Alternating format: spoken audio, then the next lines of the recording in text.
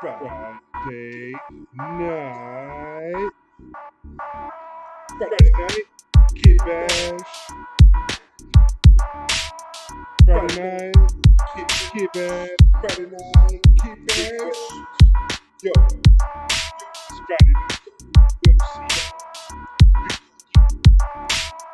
Friday night.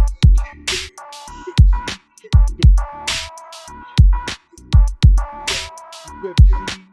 And the Big Wookie. Friday night. Kid Bash. Wow. Hey, everybody. Welcome to Friday Night Kid Bash. It's me, Web C. And in the house tonight, we have a special guest. I'm just going to call you Adam because I don't really know how to pronounce the second section of your numbers. Yeah, it's okay. Yeah, no, Adam is fine. Everybody calls me Adam, but I took the name from one of the characters in an anime called Fooly Cooly, FLCO. Okay.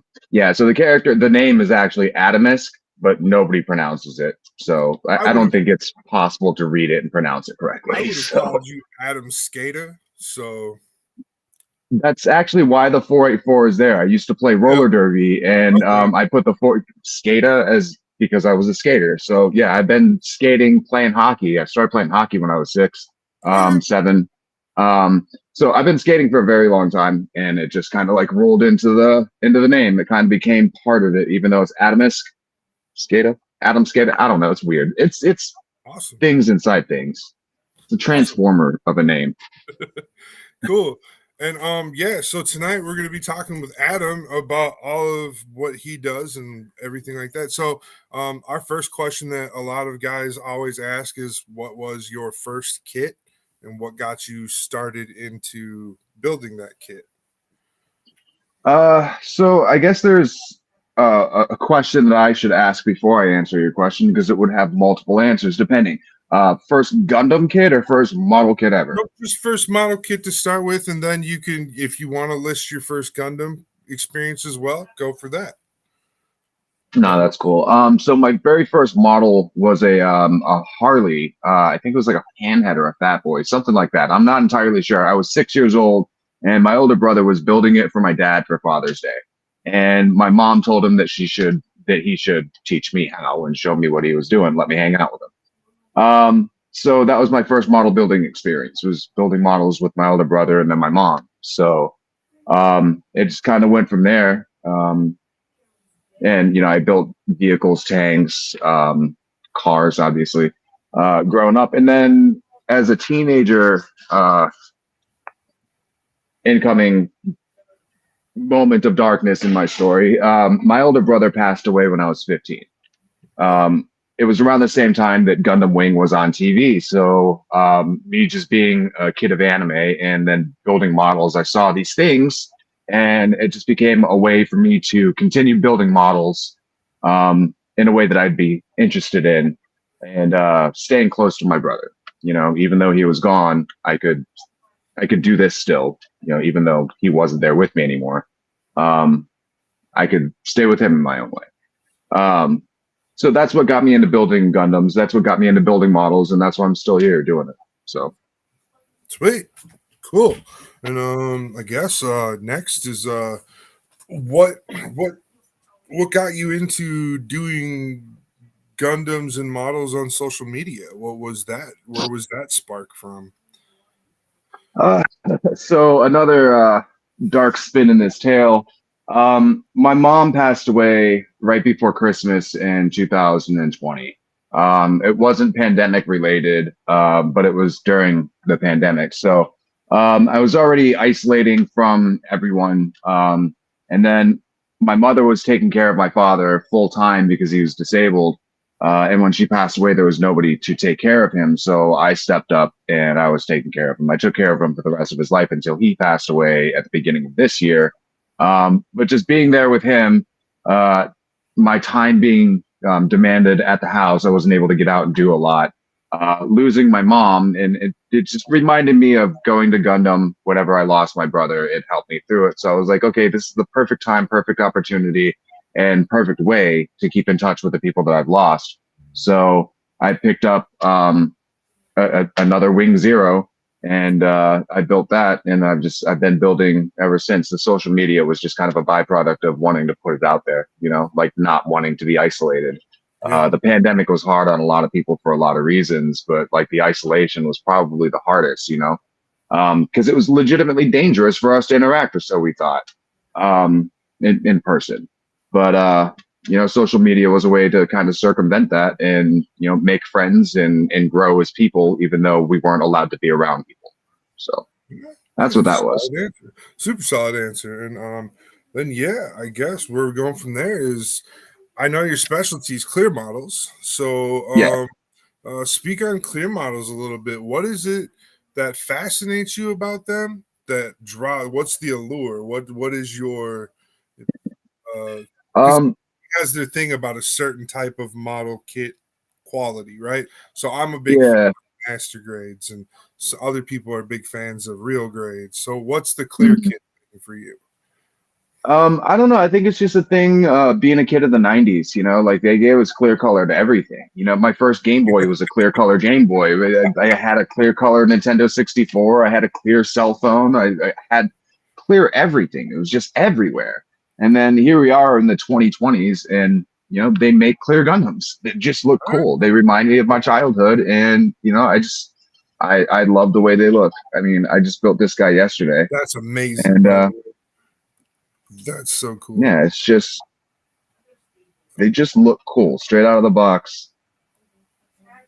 Anyways, so yeah, that's the draw for me. It's just it's a nostalgia thing. But I mean, like, how could I avoid that, honestly, when I'm building to stay connected to the things that I've lost from my childhood? It's just kind of Yeah, part and parcel. So I think that's why I'm so dedicated to the clear color model kits. It really it pulls that good time back into the present for all me. right, So okay, that's cool.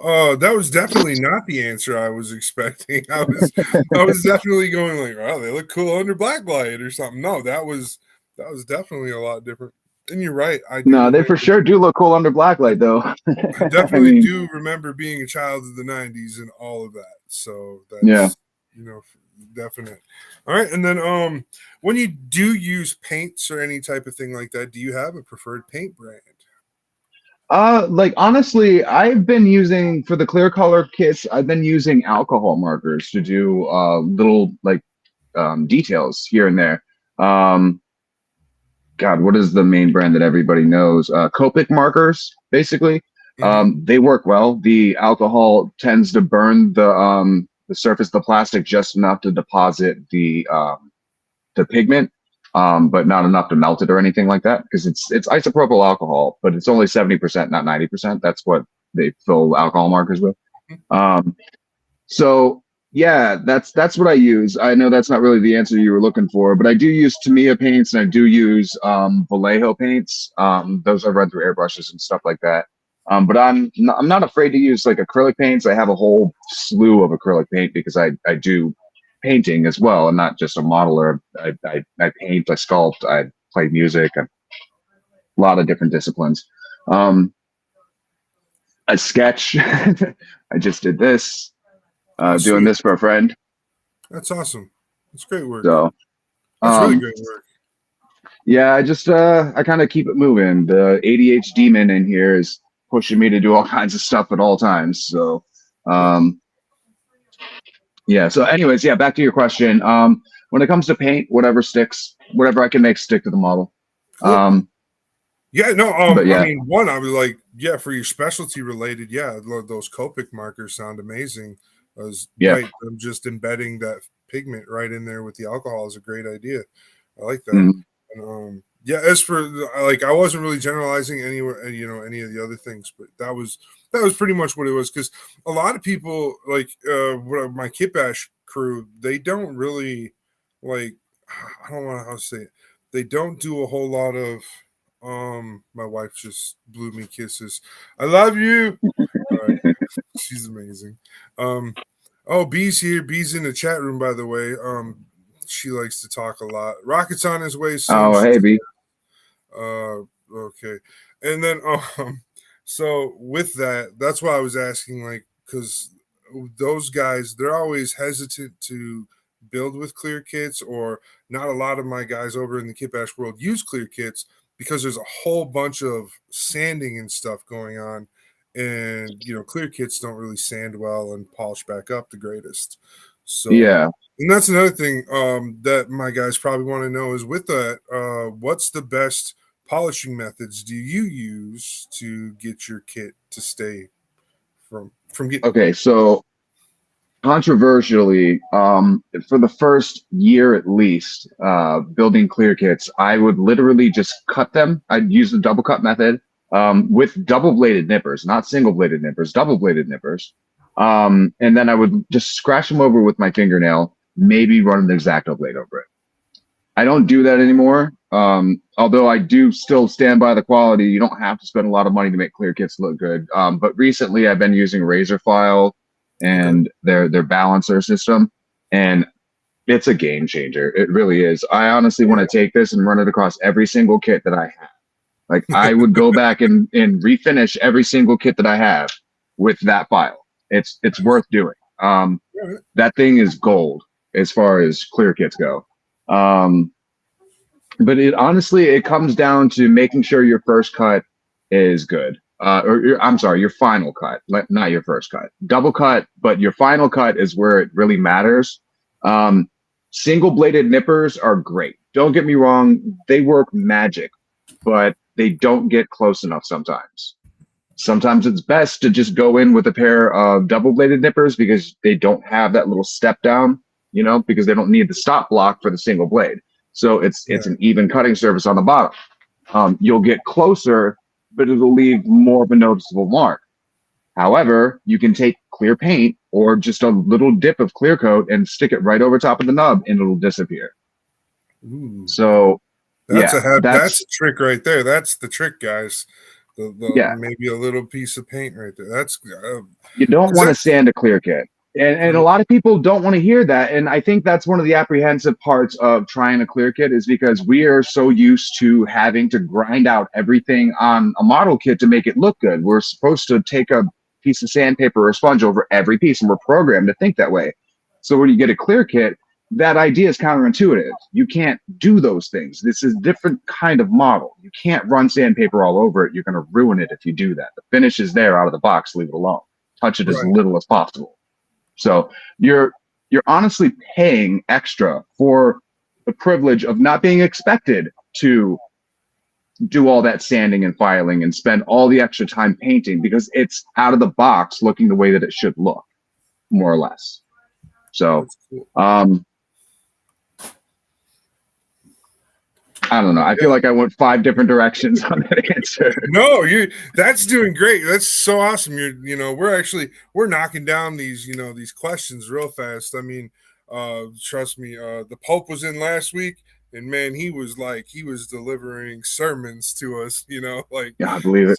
So, that guy can talk. I love that guy though, because he's such a fountain of knowledge, even though he doesn't do gunpla.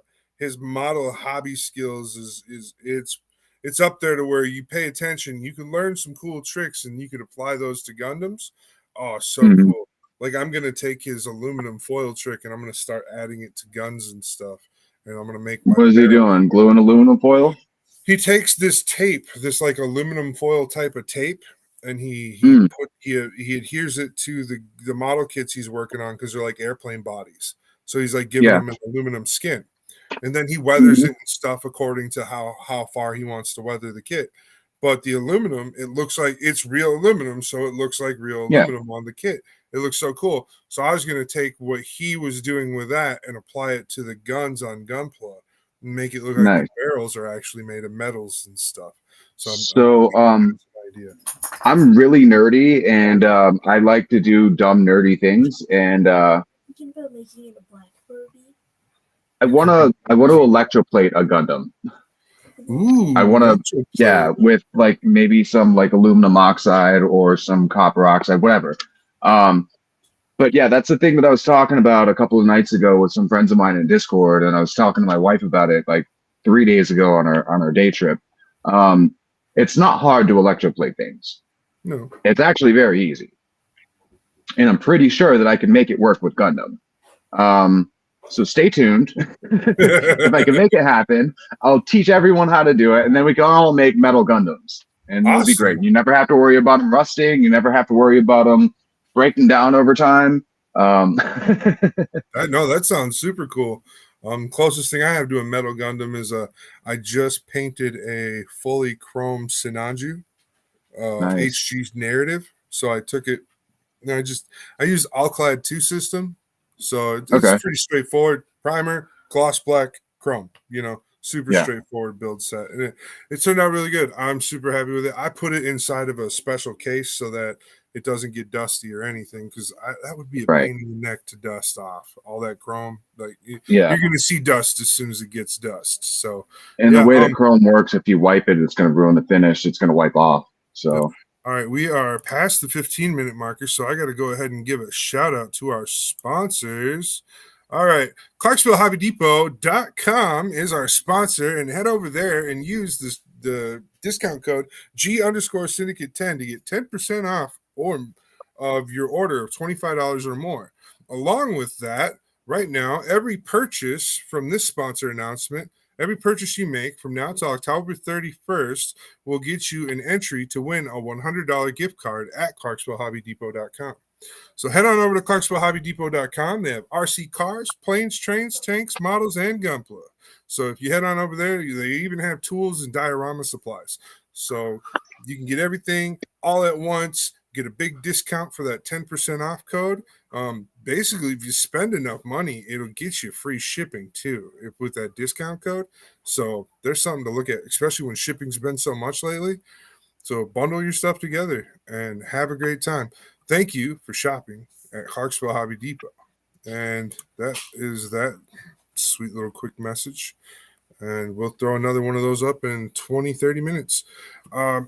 Yeah, so back to where we were. Along with that, just is there a specific grade that's better in the clear set? Like, I know they make real grades clear and master grades clear. So have you really experienced, like, is the master grades better than the real grades in clear, or? Well, I mean, I think anybody that's had a chance to like run the gamut of all the different grades is going to tell you that perfect grade's the best. I mean, that's Okay. part. I mean, they're supposed to be, and yeah, perfect grade's the best. Okay. However, it's not the only one that's fun, and I don't have to like do the best. Like I have so many high grades, like so many high grades. I love doing high grades. They're easy. There's a lot of room for customization. I haven't done a real grade yet, but I've done SDs, high grades, master grades, perfect grades, no grades. Yeah, perfect grade's the best, but it's supposed to be, and that's fine. But like honestly, my bread and butter's high grade. I have so Okay. many of them. Cool. Like master grade though. For the money, master grade's where it's at. Honestly, that's definitely where it's at, because there's always a solid inner frame. And if you have mechanical plastic, it looks so cool. Hold on. Here's an Eclipse, and it's got mechanical clear on it. There's no frosting in the white, so you can see straight through to the inner frame. And that's what I like about them. Especially if I wanted to get jazzy with this and like do some metallic painting on the inner frame, it would really pop and stand out. I just didn't take my time to do it. So that's really neat. Yeah, master grade. Master grade is probably the most impressive for the money. All right, and the model Rocketeer is with us. Hey, what's going on? He's just getting himself together, I think. No video footage for you, sir. Carrie. I think he's getting set up. So no worries. Yeah. Yeah, so hold on. I did not change my camera around, so things might be a little weird when I open up my camera.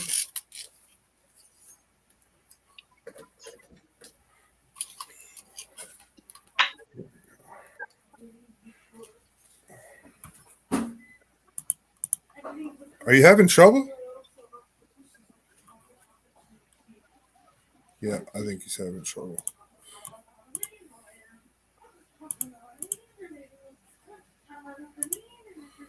All right. take mine. You can still hear me, but you can't see me. So Yeah. this is the Bumblebee that I have recently customized. Oh, nice. So see if we can get some better light on him. There we go.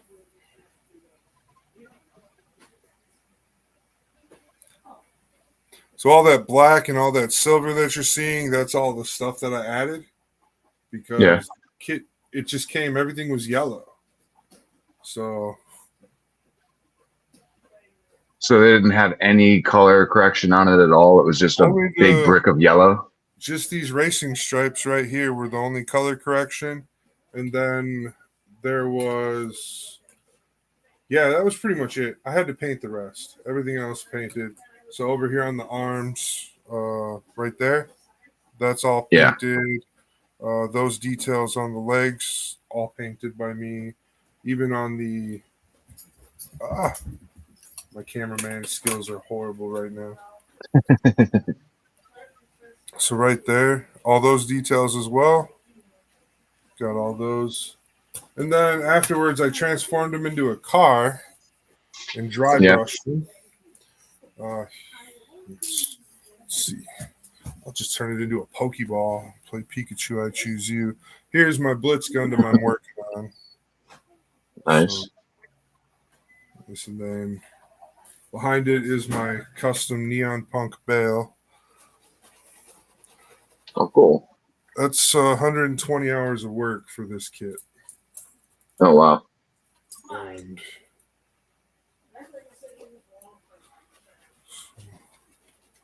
a lot of the work was went into sanding. Yeah. There was because it's a full metal or a full mechanics. I call them full metals. Yeah. But, because that's what it was. I can switch cameras back now. All right, and then the model Rocketeer keeps jumping in and out. He's being impatient. He was here. He'll get here, I promise. Yeah, no worries.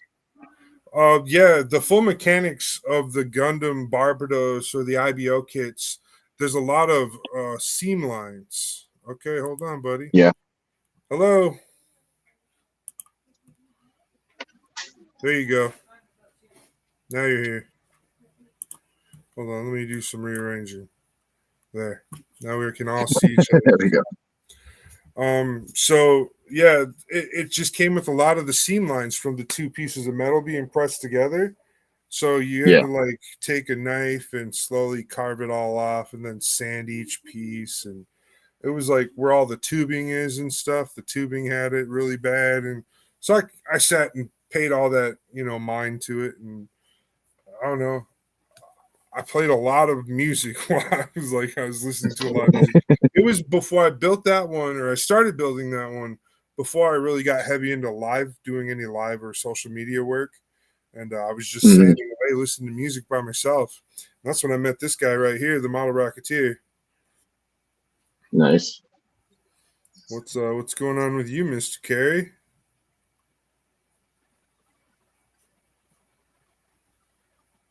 I've got no audio from you, brother. Yeah, I've got no audio either.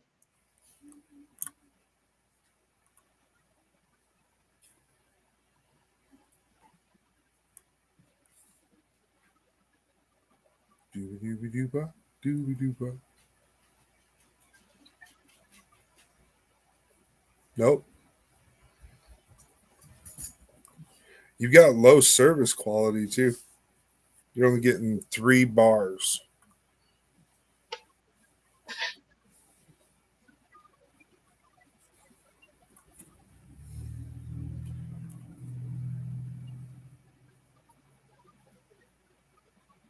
Not hearing anything. Yeah. Said he'll be right back.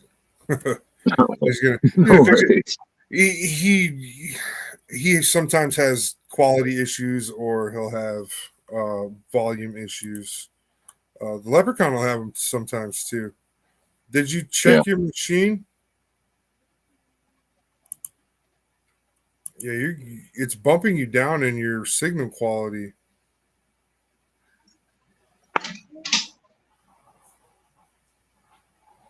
make sure your audio is set up on the Restream audio. Make sure it's set. You default it because it might set it to something else. It's so weird like that.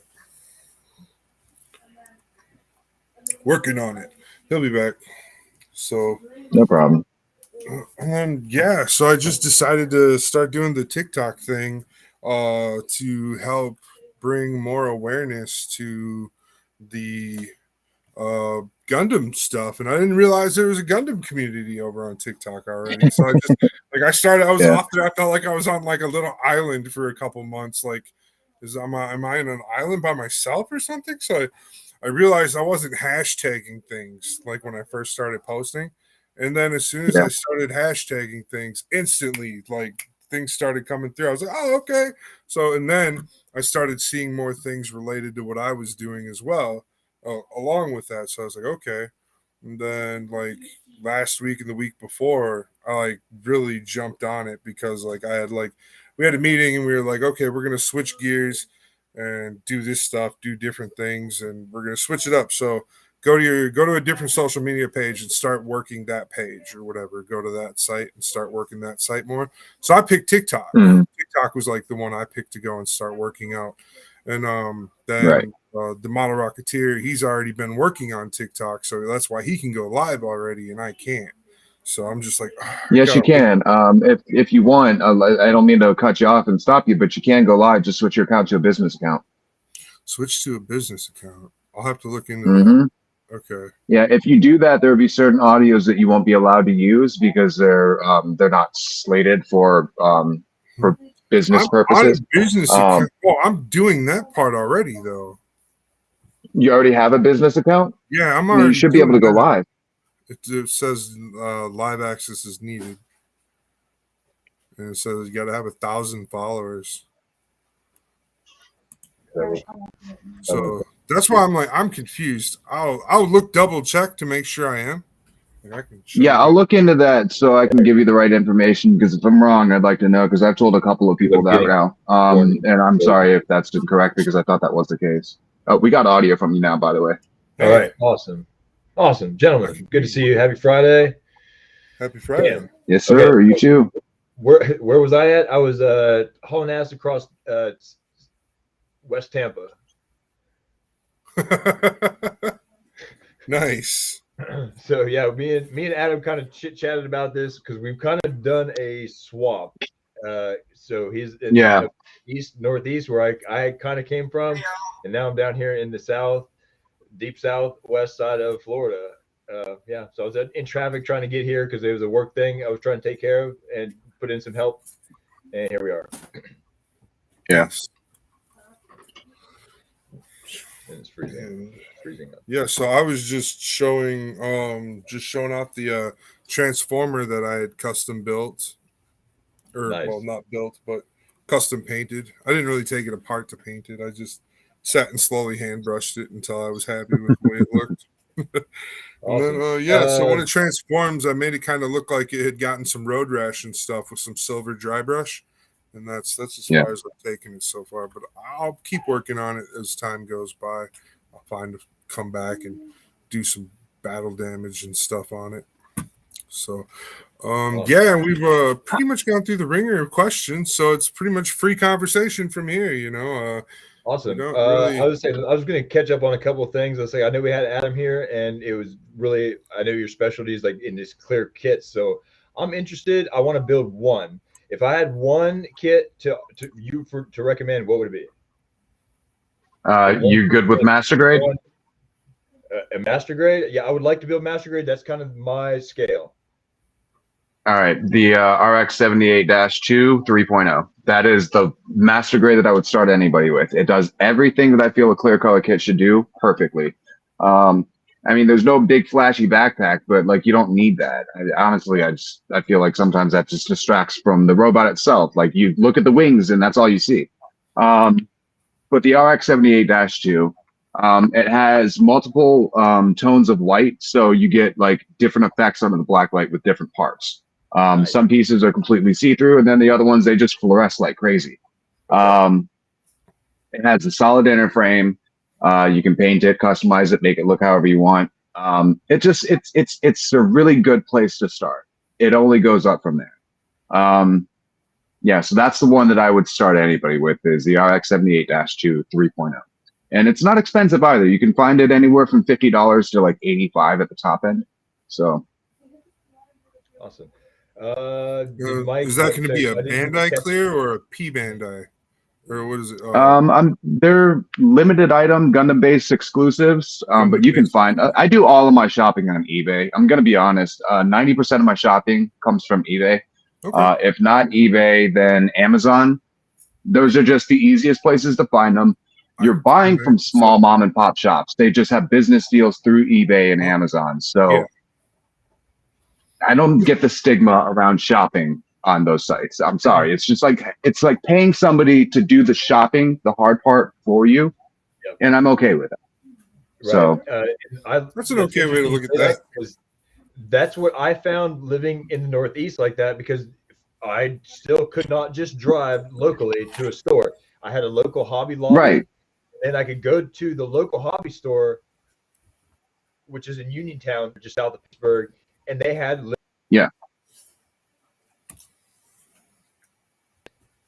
it was a horrible drive all the way into the deep part of Pittsburgh, and there's no culture. It's very one-off, and I know you understand that too. But the shopping is really. I crapped out. No, that must be like a storm in his area. So, I wouldn't doubt it. He's in Florida. It's hurricane season, so. But no, just to piggyback off what he was saying. No, he's absolutely right. Living where I am, I'm 3,000 feet up in the sky. I live on top of a mountain. There's no stores around me. The closest Starbucks is 3 hours away. I mean, there's no stores for me to go shop at reasonably. And then even if there were stores around here, or I was willing to drive to those stores, they're not going to have clear color stuff there. Nobody carries clear color stuff because there's a high markup. They're hard to get, and they're niche. That I understand that. Like, my hobby is very niche within a niche, so nobody stocks it. If I want to buy clear color stuff, I have to go online. Could be Mike's weather. Could be anything. Yeah, I don't see clear color in my at the stores in my. We have 3 local stores that I still have to drive over to almost 20 miles just to get to, because like in the Midwest here we have Minneapolis and St. Paul, and we have like a ring of suburbs and then another ring of suburbs around that one. And I live in like the north end of that ring of suburbs, and I have to travel all the way into the cities just to find Gunpla, and it's. Oh man, I know what you mean. So when I do drive into the cities to get it, there's usually either no P Bandai or no Bandai base, or it's super marked up because it's so hard to get in the area. Yeah. So I honestly, I was doing this illustration yesterday. If you'll indulge me for a moment, I've been building. Well, I just bought all the Gundam Wing kits so that I could build the main suits from Gundam Wing, right? They don't make Shenlong in clear color. So I bought a standard Shenlong, right? This costs $20 on eBay with free shipping. $20. This is the heavy arms. This was the cheapest out of the clear color kits. This was $45. So from $20 to $45, that's the cheapest. The other ones are $55 and $65. So the clear tax is real. I'm paying out the nose for the kits that I want to buy, and I can't even go buy them. So I'm not above it. Maybe it works better because I don't know what's happening. Yeah, I'm totally. I understand that. There's kits that I have that I've had to bite the bullet on too. I have the Master Grade Nataku from Gundam Wing. That's P Bandai. And I'll just say I'm sorry. Only. And I couldn't. There's something going on with me with P Bandai where they won't even take payment. So I'll go. Really? I have an account. I can go through, build a shopping cart, and try check out, and then they won't take payment. And so I can't purchase from them. So only time I can get P Bandai is through eBay or Amazon, just like what you were saying. So I don't really, I'm not too upset about it. I'm just upset about the markup in general. Like, I don't feel like people I feel like, yeah, I get it. You bought it first, but it doesn't give you the right to mark it up 300% what its actual value is. No, I get that, but like fish got to swim, sharks got to eat. I mean, they're selling the thing. I'm buying the thing. It's both of us that are doing this. It's not just them because if nobody was buying, then there would be nobody selling. But I am buying, which is justifying their price. Yeah. So it does. It does. I can't be mad at it. I'm creating the market by being a consumer. So yeah, it sucks, but the clear tax is definitely a real thing. So the P-Bandai tax in general, but like the clear tax for sure. I feel that one because most of my stuff is clear. So definitely. And then it's like it's also hard to find a friend that'll be like, yeah, I'll buy your P-Bandai products for you and just ship them to you, you know, and then you just pay me the actually ship. I'm really lucky. So like I said, I live up the mountain. We don't have mail service around here. Everything goes to a PO box. So certain retailers won't ship to a PO box. They just won't do it. They can't. So like the website Sarugaya.com, they've got really good deals. It's a secondhand Gunpla store. It's a consignment shop basically for Gundams or models in general, nerd stuff. But every couple of weeks they have free shipping and they're great deals. You can find kits that are normally like $85 for like $30, man. It's great. So I love shopping through them, but they won't ship to a PO box. So I can't purchase from them. What I do is I find what I want. I send the information over to my buddy. I have him purchase it. I send him the money for it. And then when he gets it in, he mails it to me through USPS. So it pays to have friends who are willing to go out of their way to help you out like that. And I build plastic. He's a buddy of mine on TikTok, and we're Discord moderators together in Berserker MX. Yeah, he's a good dude. He's willing to go out of his way to do that kind of stuff. So that's sweet. That's super cool. And, did I get any audio back yet? I switched back to my you got phone. audio. Yeah. Okay, I switched back to my phone, so I'm not sure what's going on here. I'm getting like much better quality camera and audio from you now, boss. Good, I got you. Okay. Yeah. So one more question for Adam from me anyway. If you had a fantasy build or a fantasy kit bash, right? Without going into too much detail, what would be your ultimate kit you could get someone, you know, if you could build a custom kit? What would it be? Or like a Gunpla that doesn't get produced yet or at all? You know, I don't know. I would love to see a perfect grade Destiny. Like the Destiny is my favorite Gundam. I feel like it's got all the bells and whistles without having too much of too many things, right? It's the perfect like through line as far as what I expect from a Gundam. I would love to see a perfect grade version of it. I don't know that there is one. And obviously, even if there was, I doubt it's in clear color, and that's just my thing. So I would love to see that. I don't know if I ever will. I doubt it because they're moving on to Freedom Seed or Seed Freedom, whatever. I didn't see any models for the Destiny in any of the material, so I'm pretty sure the Destiny is no longer on their radar. Right on. No, that's cool. That would be awesome. I'd like to see that myself.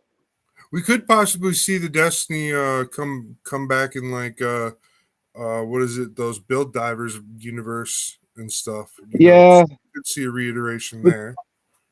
Those are getting high grades. None of them are getting master grades, so I doubt any of them will get a perfect grade. Yeah, you're right. You're right. And right. That's another thing that I think that we should, like, as a fan base, start asking for is getting some of those kits in their better grades.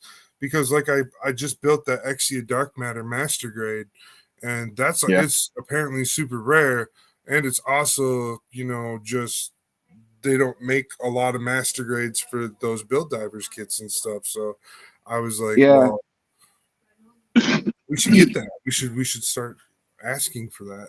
I know third-party companies make certain master grade sizes of those kits that Bandai refuses. See, that's the thing. Bandai hasn't been making a lot of master grades lately. I've seen them do a lot of re-releases or reissues with different color schemes and stuff like that, but I haven't seen them put out a lot of master grades lately. I remember the Double Zeta Verka, but like I don't remember anything after that except for the Full Mechanics Aerial. I don't feel like that counts because it's Full Mechanics. It's not master grade. Right. Right. So like where's the master grade? Going through like the 5-year reboot right now. because my local shop Probably. just got like a small handful of like the Strike Freedom Master Grade Special Edition, and he's only got a handful, and they're going to be gone within the next 12 hours. Mm-hmm. Well, China just put out like China exclusives at the Gundam base there for Freedom, Providence, and Justice. They've got like this ice blue Freedom that's clear color. They've got a red Providence that's clear color, and they've got a yellow Justice that's clear color. I mean, they look cool, but they're essentially just re-releases. And I've got a Freedom and a Justice already, the same model. Like, I don't care. I want the Providence in clear color, but I don't want the red version. I want a regular Providence in clear color, and they don't make it. Like, that's cool though. But back to the point that we were getting towards, where are the master grades? Where's the new stuff? Like, we're getting new high grades hand over fist every month, it seems, but no master grades, and I haven't seen a perfect grade in so long. Yeah. Well, I know for that they're in the middle of like the printing cycle for master grades. So on the store shelves, you know, all the master grade kits that are available are full on the shelves right now. And that's what they're doing. Yeah.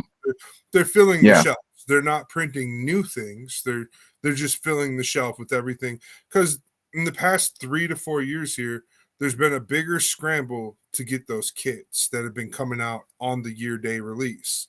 So with that scramble has left a lot of people without being able to get the kit.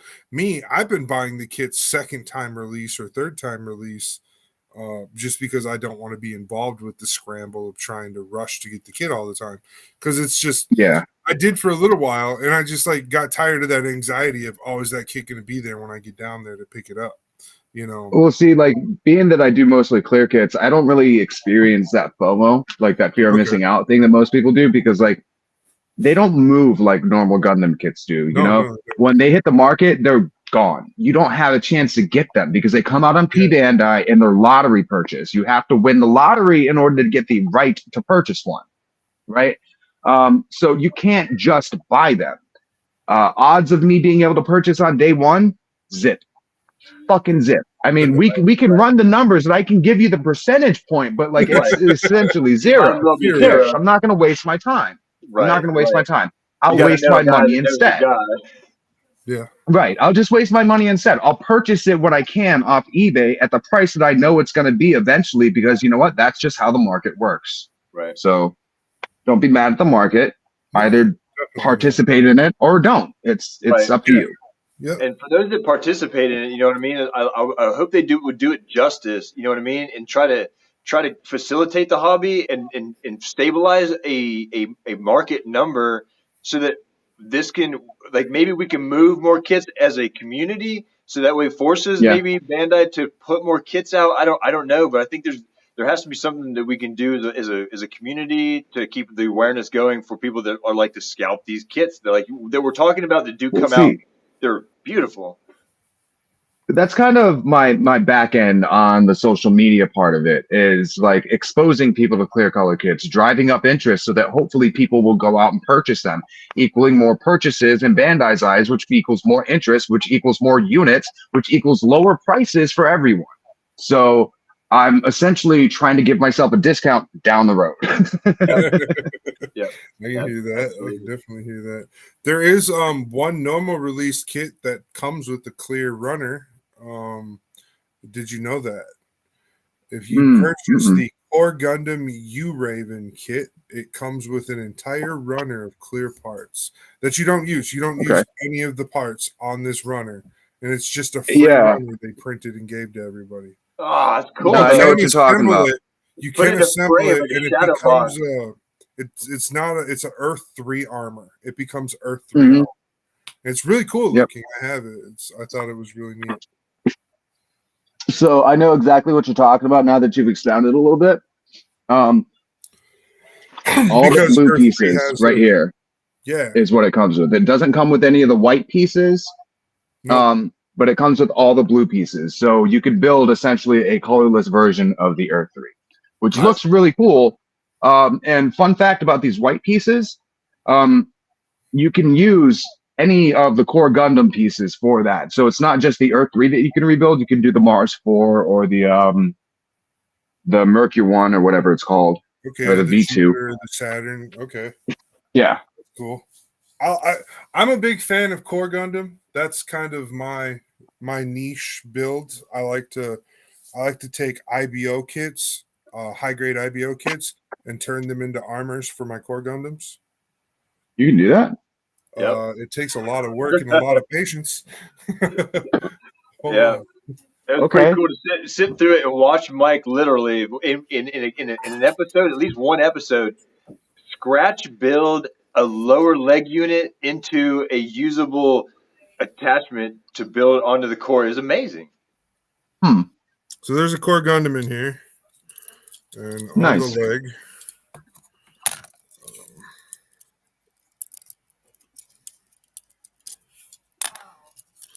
It's painted fully, and it still comes all the way apart. It's just a little. It's very temperamental because, like I said, it's first time customization mock-up. But so there's the regular little guy leg, right? And then so that's nice. all. That's an all IBO frame part right there. Gotcha. This kit is specifically a Gusan rebake, so it has the full backpack. Yeah. Of the Gusan rebake, and I tapped it in. I drilled holes, and it was like I think I put 7 months of work into building this, something like that. That's about like how long. It was like a year to make it, I only worked on it during my podcast, so 2 hours at a time. Gotcha. On my podcast for 7 months, so it wasn't like 7 full months of work. It was just that's right all I over did the course of podcast. 7 months. Yep. So, time consuming. It was a fun build, and season 1. I had to fully customize the leg joint, so that peg that's what I had to customize in, and then I just added this piece right here as like a cover for the foot. So that just covers up the foot over that, but then goes right in. Okay, that's awesome. Yeah, I had no idea that you could do that. I don't know. I've never been much into kit bashing. Like I've seen some people do some cool things, but like, and look, I mean, no disrespect by anything that I'm about to say. So please don't take any of it personally. But when I look at a kit bash, it's hard for me to not see the individual pieces. You know, like I see the Epion head on the Exia body, and to me, it's like,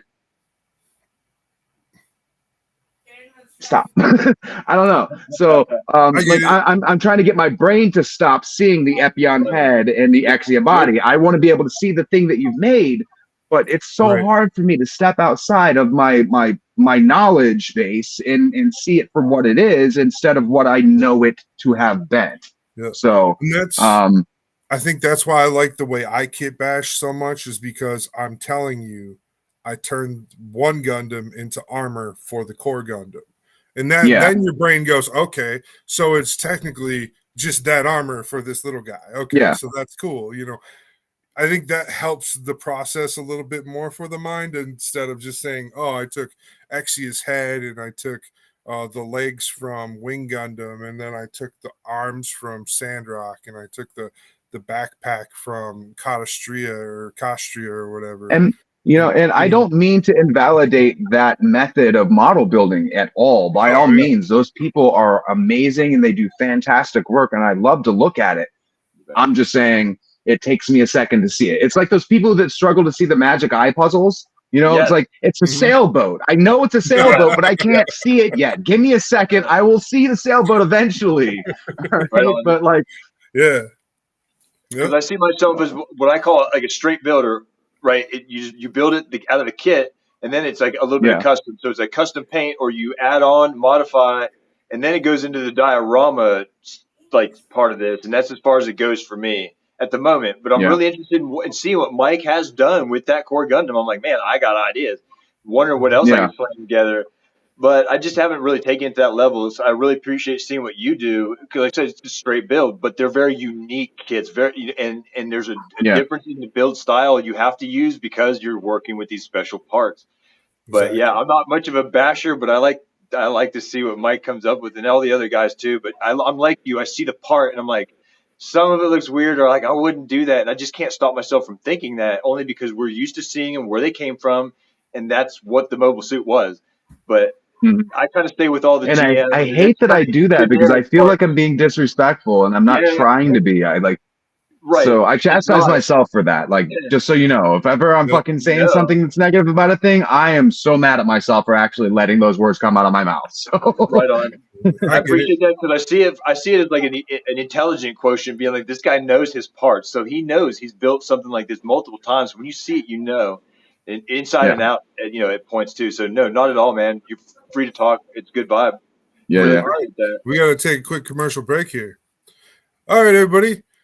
Sponsor announcement. It's Friday night restocks at Clarksville Hobby Depot. Plus a new sweepstakes now through October 31st. Every purchase will enter you into a drawing for a $100 gift card. Bonus points for each dollar spent. And why not go ahead and use our discount code to let them know we sent you to Clarksville Hobby Depot. Head on over there. Use that discount code G_Syndicate10 that's scrolling at the bottom of the screen at Clarksville Hobby Depot. It'll get you 10% off a $25 purchase or more. So head on over there to our sponsors. All right. So speaking of like special kits and stuff, you guys, anybody build these little Converge kits? No. No, not yet. So I've seen them, but no. I was curious about Yeah, what the it, closest thing I got are a couple of SDs. as My to what it daughter- was. My So daughter this- built some G frames that are made by that same company, I think. Okay, so So it's it's an just- action figure. It's an action So figure. yeah, it's just parts that you squeeze together, right? No, the whole thing is kind of built in a way. Oh, okay. So it's like a little rubber guy, but he's cool because it's a Zaku.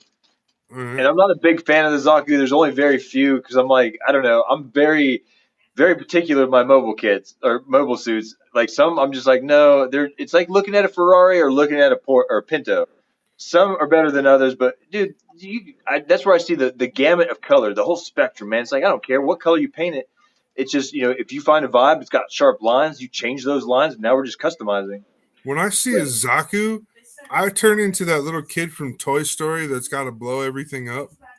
That's how I feel about the Zaku. It's like, let's see how many fireworks we can strap to it. Right? That was fast. That didn't take you long at all to put together. Done. Speed build. Right out of the box. It's a world Blink, record. done. 10 seconds. Honestly, I look at the Zaku like a Jeep. To me, it's the Jeep of the Gundam world. It is. That's like the only, like, I guess if you were going to look at like bad guys and good guys mobile suits, right? It's like always the dark colors and the light colors, right? The Mhm. red and the blue. Yeah. Like when you play video games. So I usually am always on the good guy side, but it's like sometimes you find those badass evil mobile suits. Like, man, if I could just steal one and repaint it. Well, okay, so that's what I love about Gundam Thunderbolt is it doesn't condescend to the viewer as to like who the good guy or the bad guy is. Like it's very apparent that Lo Fleming is a bad guy and that Daryl Hannah is like a not bad guy. It's very, very apparent that these guys are both doing what they think is right, but they're real shitheels about it in their own ways. So, I don't know. I think Starship Trooper said it best: "War makes fascists of us all," and Gundam goes a long way to showing that. The original show wasn't so shy about like having Amuro shoot the opposition from undercover when they didn't even know that he was there. Like that's not a good guy thing to do. You shoot somebody from under a blanket when like that's not good guy behavior. But No. Amuro, our protagonist, does that, right? They're not pretending to be the good guys. They're just showing you that's their side of things. Mhm. So that's one thing that I love about Tomino and his work. Because that's a theme that's been pervasive throughout the entire slew of Gundam series is that like the good guys and the bad guys don't exist. There are people that do good things and there are people that do bad things, and sometimes they're the same person. So Well, I will actually say the only show where I feel like a good guy exists is Iron Blood Orphans. And there's only one good guy, and his name's Mikazuki. And and hear me out, because he has that character trait personality where he's just pure. Because I thought it He's just again. pure too. soul. He's not choosing to be good or bad. He just is choosing to protect the people he cares about. And ultimately, like, Yeah. isn't that the ultimate good guy? Just protecting the people that you love, you know? Well, type of yeah, more or less. To a point, yes. So, no, everybody else around Mikazuki, I don't really. They're not good guys. No, it all comes down to the ends justify the means, that whole Machiavellian argument. And like right. whether or It's not like the you lesser agree of with it two or you evils. reject it.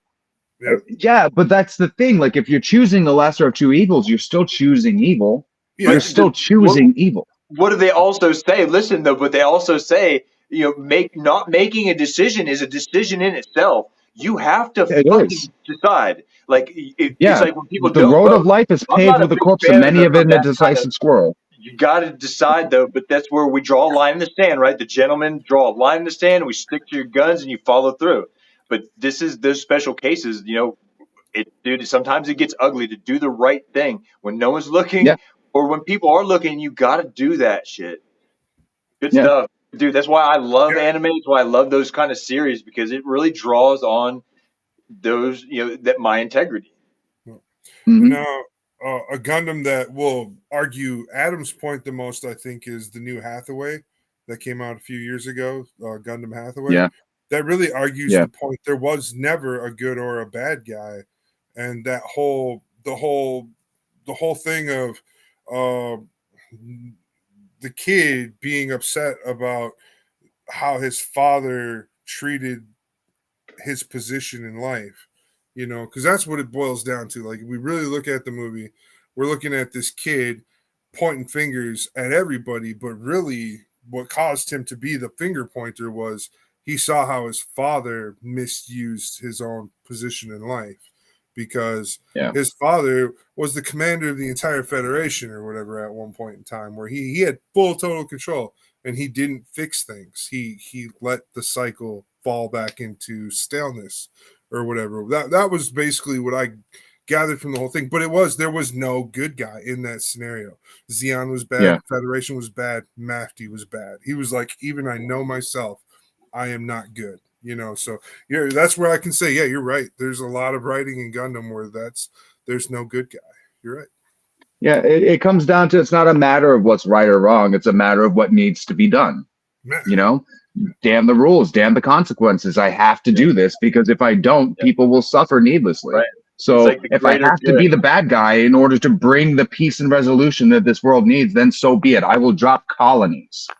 So, facts. Sometimes, man, dude, sometimes we need to bring down a regime. Sometimes it's what it takes.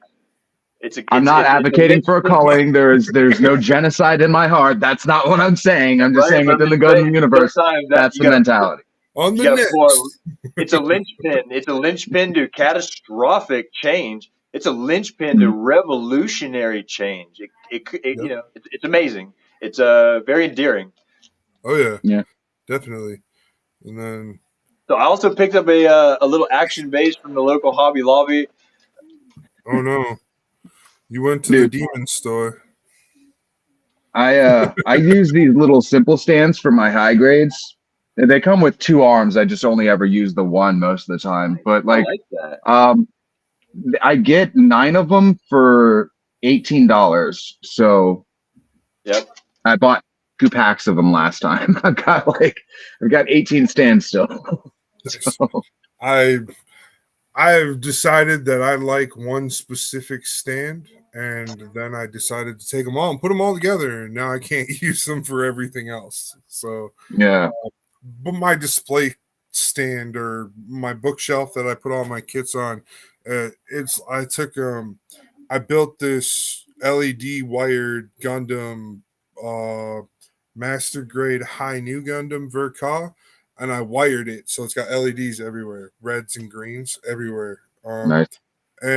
But it took up a lot of base space, so all the arm attachments and stuff for all of them are housing like different Gundams that float around the high new Gundam. So it's like it displays well. Like, I don't know how else to say it. Yeah. It's a pretty sweet display setup. Eventually I'll share more pictures of my whole display stands and stuff on things like TikTok. But like Model Rocketeer, he's seen it. It's a cluttered mess. Well, I wouldn't say a mess, but I mean it's a collection. It's just Yeah. what it is. Yeah. We all have our thing. Well, shit. You guys have seen my display. There's no rhyme or reason or any kind of like. It's just there. That's still It's like pretty I took a fucking pistol, stuck it in my head, and bang, the Gundams came out the other side. I don't know how else. It's just like brain matter all over the wall. That's kind of how the other side is. The Funko Pops and the So Yeah. speaking of creative splatter, collectibles. what Yeah. other hobbies or interests do you have that you like? Oh. Do you play music or do you build other scale models? Yeah, no, so not just Gundams, I build other scale models. I was telling Mike earlier, my very first model was a motorcycle I built when I was 6 years old with my older brother for my dad for Father's Day. And I just started building vehicles and stuff as a young child and then got into Gundam models as a teenager. But I build like all kinds of stuff. I've got space colonies, a kit from Gurren Lagann, Evangelions, an Enterprise. I don't know. Like if it's nerdy and they make a model of it, I'm probably gonna yeah. But outside of Gundam, I'm an artist. Like I draw, I paint, I play music. I played. All right, so I'll just give you the list. I play the saxophone, alto, and baritone. I play the clarinet. I play the French horn, the tuba, the trombone. I play keyboard. I play drums, multiple types of percussion. I play kalimba, guitar, bass guitar, classical guitar, ukulele, everything but the stock market. So I play quite a bit of music. Awesome. I don't post a lot of it. TikTok doesn't like it when you swerve outside of your lane, so I try to stay away from posting music stuff on there. And recently, I've only really been playing my ukulele. I don't have interest to like a lot of the brass instruments or the woodwinds that I used to play. So Right. they're expensive. A saxophone is like good $400. So Right. I mean, I don't have $400.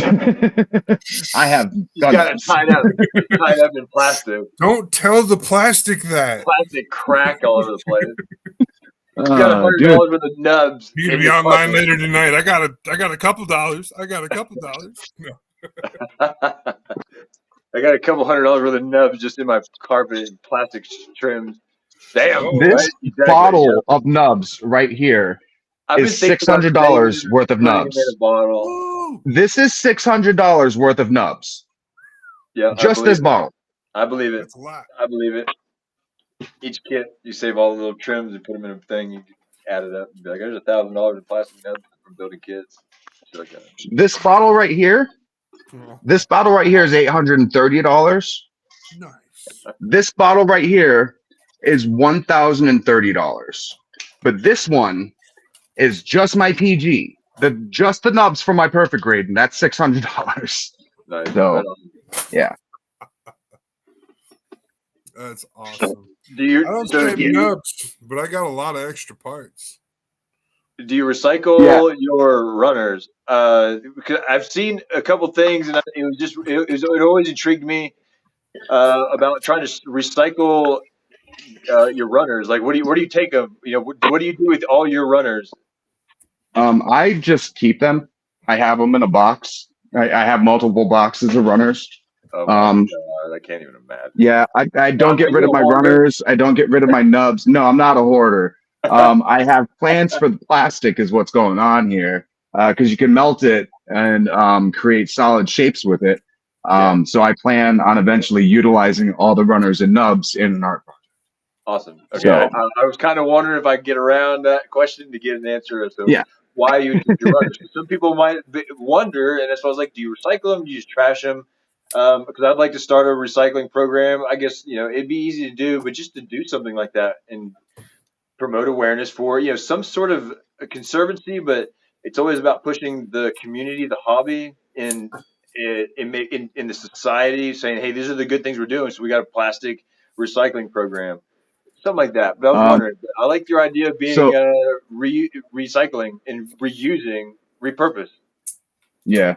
A few things though, like not to get too political, but recycling in America is kind of a myth. And we spend so much money in order to sell our stuff to China or other third world countries that can utilize that plastics for whatever they want to utilize it for. Um, that it actually costs us money to try to recycle, like in a bad way, it costs us money to try to recycle, like as a society. Right. So I don't care to try to engage with that because like the carbon footprint that it creates to try to get rid of the problem of weight, like it's a net loss when we're Right. trying to recycle things. So it's not a system that I care to engage with. Recycling is great for people that want to recycle, but like the way that we're doing it's wrong in my opinion. So I keep my own stuff and I'll use it for my own purposes later. And that's good enough for me. But we're all free to make our decisions and operate on whatever moral founding that we want to, as long as we're not hurting others. So if you want to recycle and you want to put your stuff in the landfill, I don't care. But I'm always all ears to hear what people do with all their stuff. What because I've used it for some pretty interesting things, like black runners to create wire. What I mean? Yeah. You get a lot, you stretch it for like telephone wires, stuff like that. Or even making wire for model cars. You can stretch it out and make some special little wires and stuff. It's really neat. I got guitar string, ukulele strings, really good for that actually. I bet they are. Yeah. If you need wires and stuff like that, yeah, it's perfect. And it's soft enough, like ukulele string is soft enough that you can cut it with your nippers. I'm sorry. Yeah. I try to think about some of those things and be like, oh man, you could really use that to, build a diorama like soda straws, anything. Well, because once you get primer on it and start painting it up, it's like, ooh, it just became a whole different world. Yeah. Nothing has to look like what it does. As a matter of fact, one of the most useful things that I found in this hobby, you can get plot plate for free every time you buy a loaf of bread. Those plastic ties that they put on it, it's plot plate. Just grab that, carve it up, teach yourself how to scribe on that so you don't have to do it to a model, or like cut little shavings off and use it to like accent panel lines. I don't know. There's all kinds of stuff that you can do. And it comes in multiple colors, so it's less effort to prime it if you do need to paint it. Right. Plot plate on bread. Yeah. It's your grocery store. Go get some. Facts. Start hitting up the neighborhood. You're right. Can I get your bread tabs? Give me your bread tabs. Bread tabs. Bring out your bread tabs. Oh man, where else? I'm only mostly bread. There was something else that was on the market that had like same material like that. I'm trying to think. Oh, gift cards and stuff like that. You can find gift cards. Oh yeah. Yep. You got to sand those down because of the paint on them, but yeah. Yeah, get the surface off, but it's not terrible. Just surface them really good, whatever. But yeah, that's another source for plot plate.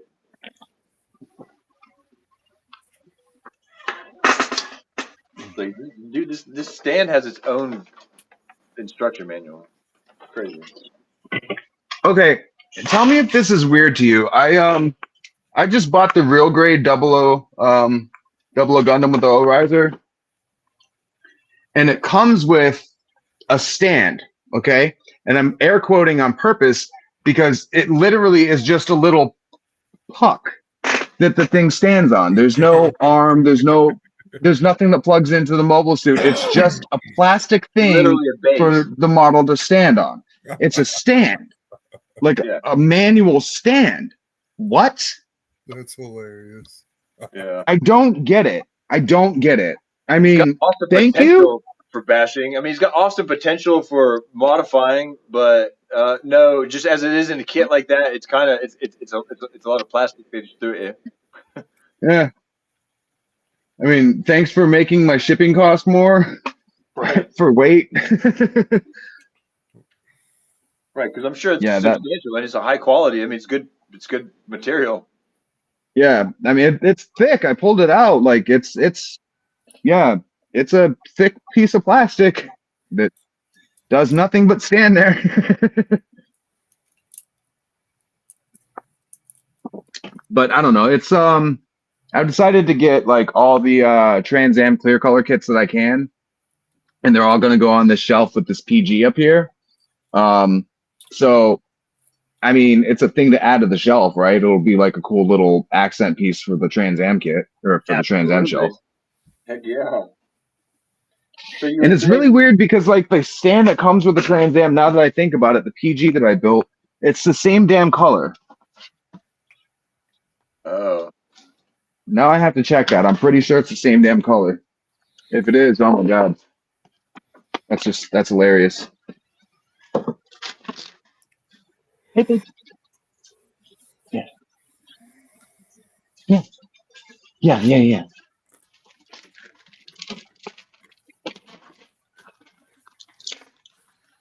All right, it's a little darker, but yeah, that's the same color. Tell me that's oh man, nice. Yeah, Pretty it's real close. close. Or is it yeah. because one is clear and shiny, like a smooth surface, and the other one looks frosted? Is that my eyes, or is it the bag? No, it's the bag probably. Yeah, they're the same damn color. It's just this Okay. one's a richer, darker. Like they use like the same amount of dye, but like it had to cover more plastic in this, so it's like yeah, it's the same color though. They use the same pigment of dye. And then the thickness of the plastic too is going to make it look shaded or different in shade Yeah, by depth of plastic. go lay down. Go girl, stay. Hey, Oh, Obi, go lay down. Go lay down. Hey, go lay down. okay. So you It's got okay. a pet. Oh yeah, I got two dogs. Well, we have three dogs between us, but two of them are mine. They came with me, and then the other one was hers, and it's with my stepkids. They're visiting their dad right now. So the third one's not here, but I do have a white pit bull and a black lab. Okay. Yeah, they're kind of puppies. They're on the couch. Hold on, can you see them? It's hard to see the black lab because she just Hanging out in the Gundam lab. yeah. Man, that's cool. But yeah, their names are Obi-Wan, Obi-Wan Kenobi, and then Vader, as in Darth Vader, but like the female version of Vader. Ah, Okay. Darth Vader. I like it. Cool. I'm a cat guy. I've got two cats, a tuxedo and a black cat that are run. They're actually probably outside. They're Yeah. outside cats. I got one that we can walk on a leash, so we're trying to take her on an adventure to the beach, and then another one that just runs around the neighborhood, and everybody loves the welcome wagon guy. He's just happy-go-lucky. Yeah, I don't have any cats. We had a cat. It was an outside cat. Then he disappeared. He just wandered off one day and never came home. And yeah, I think he was kind of sick. I think he just wandered off and like Oh, took that forever nap. So yeah. Well, That day. I find that interesting that animals do that because they know. But yeah. it's still On the sad. screen here is the only Zoids kit I've built so far. Oh, I'm a Zoids fan. Yes, Michael. Yes, that thing's so cool. Nice. I want a Zoid. That's what I would get. I like those, like the wolf or the liger, maybe. It's called Command Wolf, and apparently it's compared to the master grades on for build scale for what it is. It's a 172 scale, and they grade these ones different, and they're made by Kotobukiya. They're not made by Bandai. Okay. And the articulation's pretty amazing. The weapon system all comes off just real fast and simple like. And then overall the build was good. It was a great build. It was my first ever Zoids kit, so I didn't have much to go off of for like comparison. But other than that, I was pretty happy with it. So. Nice. I've heard good things about a lot of Kotobukiya products. They make some awesome kits. Right? They do a lot of resin upgrades for Yes. master grade, PG, and higher. Yeah. I don't think they do a whole lot of high grades except for like there's a few high grades that they do because that's the only high grade they're gonna make, or like they're not gonna print a master grade of that high grade. So Gotcha. they will Yeah. make an upgrade kit for the high grade then. Yeah, I Okay. know. I get where that comes, where all that's all working in step. Yeah, something like that. So I showed you guys the clear Eclipse that I have earlier, right? Yes. Correct. Now the Eclipse is known for its striker packs. But when they made the clear Eclipse, they didn't do any of the striker packs in clear color. Oh, So if you want any of them, you have to buy them in standard regular color, and I don't like that. that's kind of So I whack. bought one of them in standard regular color, and then I bought some silicone, and I bought some UV resin. Dude, As that's soon as I cool. create a vacuum chamber, which isn't hard, I have a shop vac. I need a pressure regulator. That's the only thing that's stopping me. Just a couple bucks and the dedication to do it, right? Yeah. But yeah, I'm gonna mold the white pieces and the red pieces from the Silicone. maneuver striker pack and make my own clear color because That'd be cool. why not? Jeez. I brought it up because you were talking about resin stuff. I'm That's a very actually a great DIY, so That's cool. That's Very genius. good idea. Oh shit. That is good right there, man. I'll be 'Cause right back. okay. In the diorama side of all this, I'm always looking for elements, right? I need a toolbox. I need ammo cans, something laying in the back of the hangar, whatever the case is. So that's what I'm always looking at. Anybody's 3D printing parts. I can't say I'm a big fan of someone that's like 3D printing a whole Gunpla because I kind of think it takes away the prestige of what it is. But when you're making like elements or kind of like cool little add-ons, that's cool shit. right. Well, all right. Let me ask you this: if I were to take a log, a piece of wood, and just carve it into the individual pieces for a Gundam, I mean, would that be taking away from Bandai in any way? No, I guess not. Right? So if they're doing the same thing essentially in a digital space, which is essentially what they'd be doing, is modeling it in 3D, which is an art form in and of itself, Right. and then printing it, making sure the printer's calibrated to work, which is not so much art as it is mechanics, but still, I don't know. There are multiple ways to create things, and I don't fault people that use technology to chase their art dreams. Like things don't have to be done the hard way to be done. There's easier ways, then by all means utilize those. If it's just a part of your art, then I see no problem with it. But if that's the crux of what you do, you're not doing anything else with it, maybe it's unethical. But I mean, we live in a capitalist society. There's no ethical consumption under capitalism, right? So like, what are we talking about here? Right. No, good. I mean, good point. Absolutely good point all the way around because I never really thought of it that way. But at the same time, I mean, what's a bootleg? I mean, if you can't get it over here, you get it. You get it how you get it, and you're gonna pay for what you get what you pay for. So I'm not sanctimonious.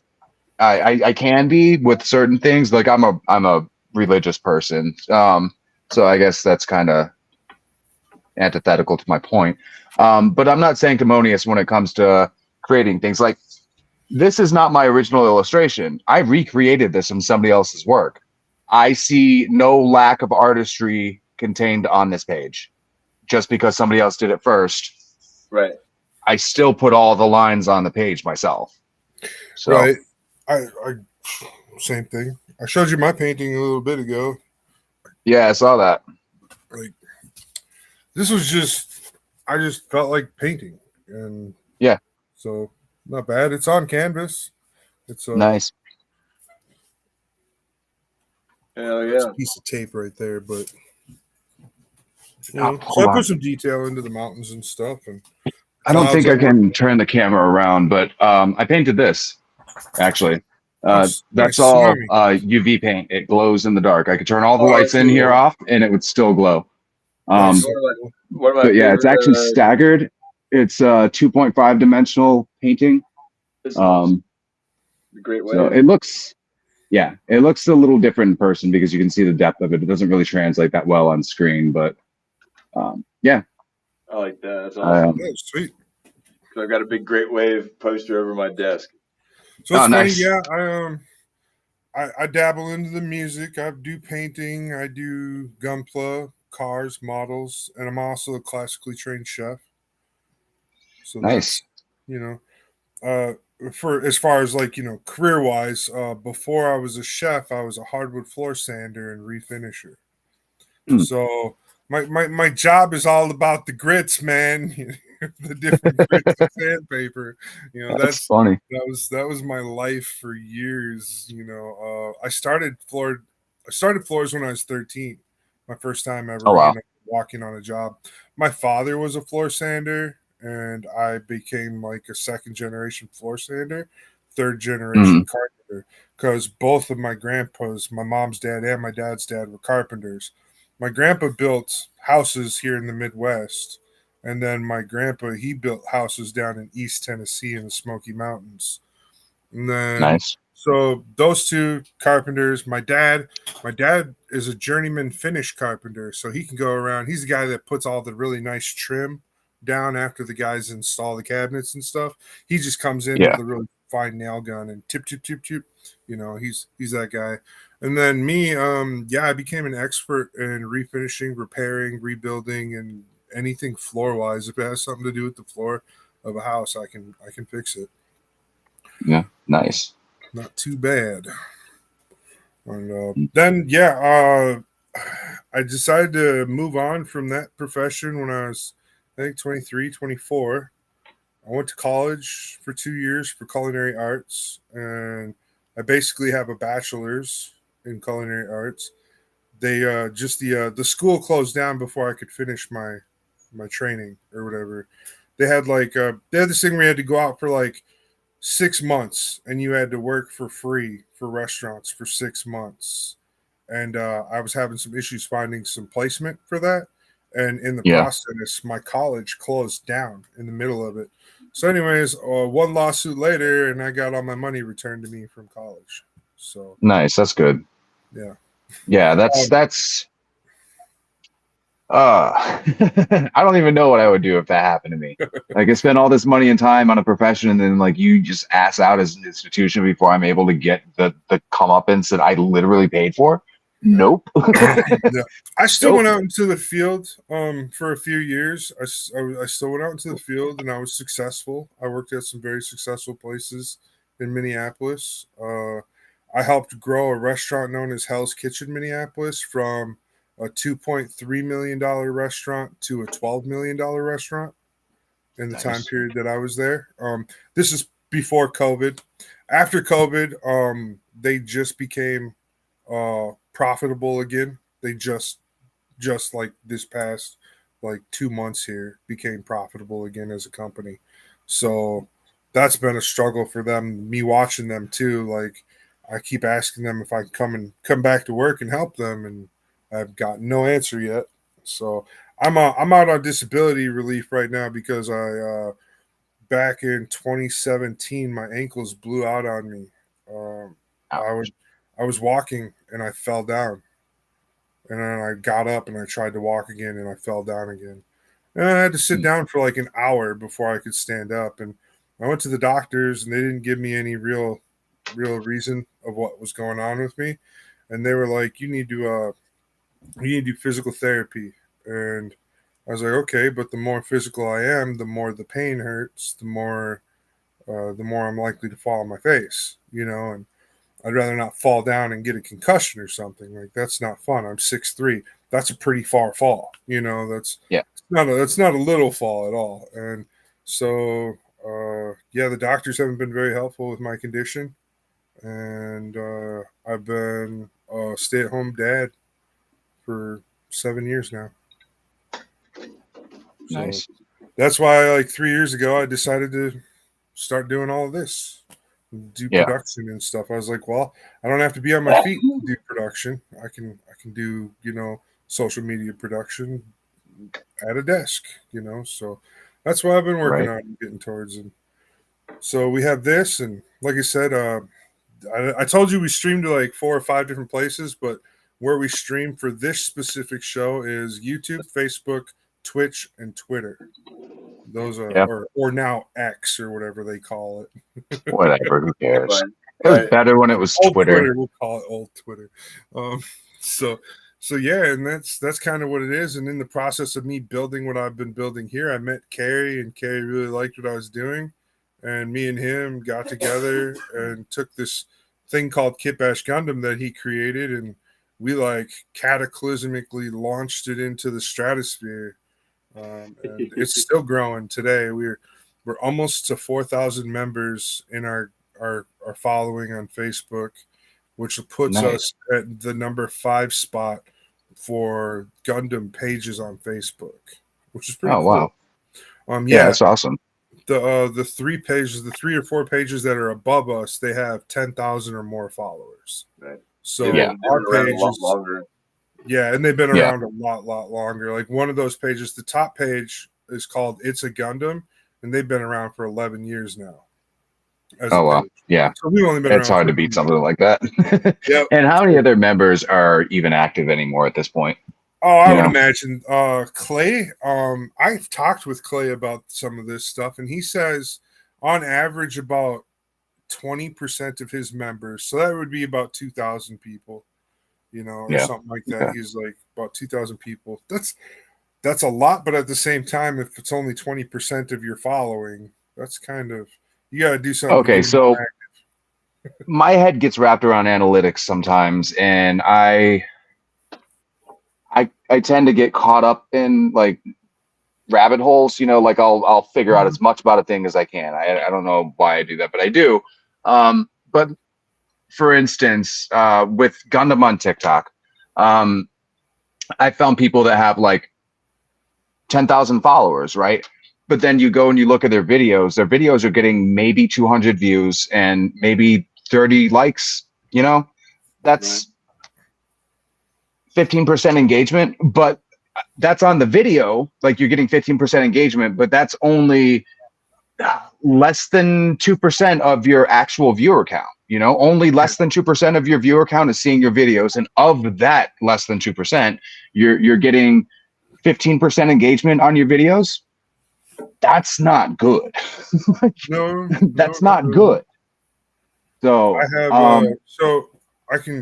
I'll give you a little number about my TikTok. I have 170% engagement right now. Yeah. So it's I'm on the back end, or I'm on that back end where there's so many people looking at me, but I don't have even that many followers yet. yeah, I'm still under 200 followers on TikTok. So Yeah. But I'll get 390 views and I'll get over 70 likes or whatever. So Mhm. I take and pretty much add those together, and that's where I'm doing my numbers from. Yeah. For that. And that's kind of cool, like that interaction and stuff, because I'm looking deeper than that. I'm like, because I'm over here from other social media sites and looking at how they calculate interactions and all those different things. Not just if they post or if they comment, but just how long did they watch? 3 seconds, 10 seconds, 20 seconds. I look at all that stuff. So what I Yeah. get for information from TikTok right now is very minimal. Like I feel like it's not as much as I get from some of these other sites right yet. So Yeah, you don't get a whole plethora of information on TikTok, but I've learned that it's more percentage based. So like personally, my videos, I'll just give a roundabout, like I get around 500 views on a video, and for about 500 views, I'll usually get about 70 likes. Like that's about the number. That's about my sweet spot currently. Every once in a while, I'll publish a video and it'll reach 200 views in 2 days. It's slow. Some of them are slow launch. Some of them are quick launch. They'll hit 200 views like in 20 minutes. It's crazy how quickly some of them launch and how slow some of them do.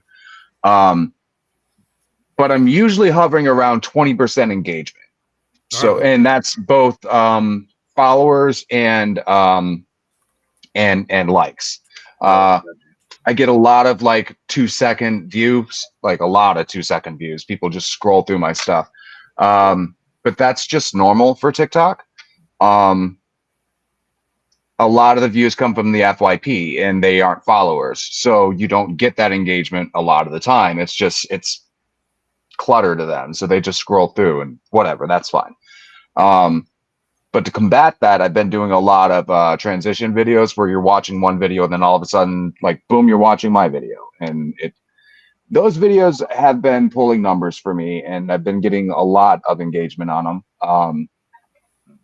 So I don't know. It's a game. It's honestly, it's a game. You got to figure it out. And it changes from month to month. They reformat the algorithm every month, and it seems to dump your view count back down to 0, and you got to fight back up to the top. And then next month they do it again. So all right, that's not too far from what YouTube does. YouTube's kind of like that too on us. Like they get. But I feel like that crowd's a bigger crowd. Yeah. So in the YouTube world, no. Actually, I feel like yes and no. Really? But okay, so I'm gonna be 100% honest. Everything I'm doing, I don't spend any advertising money. Right. So I'm not geared in that direction. So everything we're doing, we call it organic growth. Like even what we're doing on Facebook, anything, it doesn't matter what social, including TikTok. TikTok's come to me and even offered me, like, if you pay us $7.99 a month, we'll get you 2,000 plus views on each one of your videos guaranteed for the month. Okay. Right. What does that count towards though? What are you getting out of that? Yeah. And what happens when I stop paying you? Right. Will I lose those subs? Will I lose those views? All that stuff. So I had the same opinion and traction when I was on those other pages building up and stuff. And it's like YouTube, I'll be honest, we only have 70 some followers on YouTube right now. We're still growing, and that's up. 2 months ago, we were 50 followers, so that's 20 subscribers that we've gained on YouTube. But when I gain a subscriber on YouTube, they're more like loyal. They actually come back and watch my video instead. Like they might not be here live right now, but on the back turn, once the video is posted after the live, they'll come back and watch it whenever they have their free time because it's a podcast, and they'll be like, oh, hey, I could just set it down. I don't have to look at the videos all the time while they're talking. But we have the video option because, well, it's Gunpla. You want to be able to see what somebody's talking about. So that's why we do. Right. I don't know if it's called webcasting or video casting or what we call it, because it's not supposed to be called podcasting, but it's just easier to tell you we're a podcast because that's the closest thing to get you to understand. Like, we're just going to talk, like, right. And, so so that's what every social media site has been like a real slow climb. And I'm enjoying the TikTok followers and stuff, and I'm enjoying like the interaction between the TikTok people has been really good. So that's let me ask you a question on to that point. I did a shout out Sunday video and featured you guys in it. Well, I featured you, Websy. Did you experience any growth from that? Yes, did you net any followers? Yeah, you netted me a instant 20 followers. Oh, nice. You netted me 20 followers instantly. And then I noticed that we have gotten, since throughout the week, we were getting 5 to 7 followers a day. And then after your shout out, we started getting 10 to 6 or at least 10 followers a day on average. Like I woke up this morning with 7 new followers. So if I looked at TikTok right now, I would have maybe 3 more. I should be almost to 180 followers now or something like that. All right. So that shout out video got 450 views and 67 likes. So, that was a decent shout out video. Those aren't always the greatest videos, but I've been doing them every week for the last, half a year, and I'll continue doing them, and I want to say in perpetuity, but I'm sure eventually I'll get sick of it and stop, or I'll miss one, whatever. But, no, it's a thing that I plan on continuing. Because people have made mention that like they rely on it to find new people to follow, new talent, stuff like that. So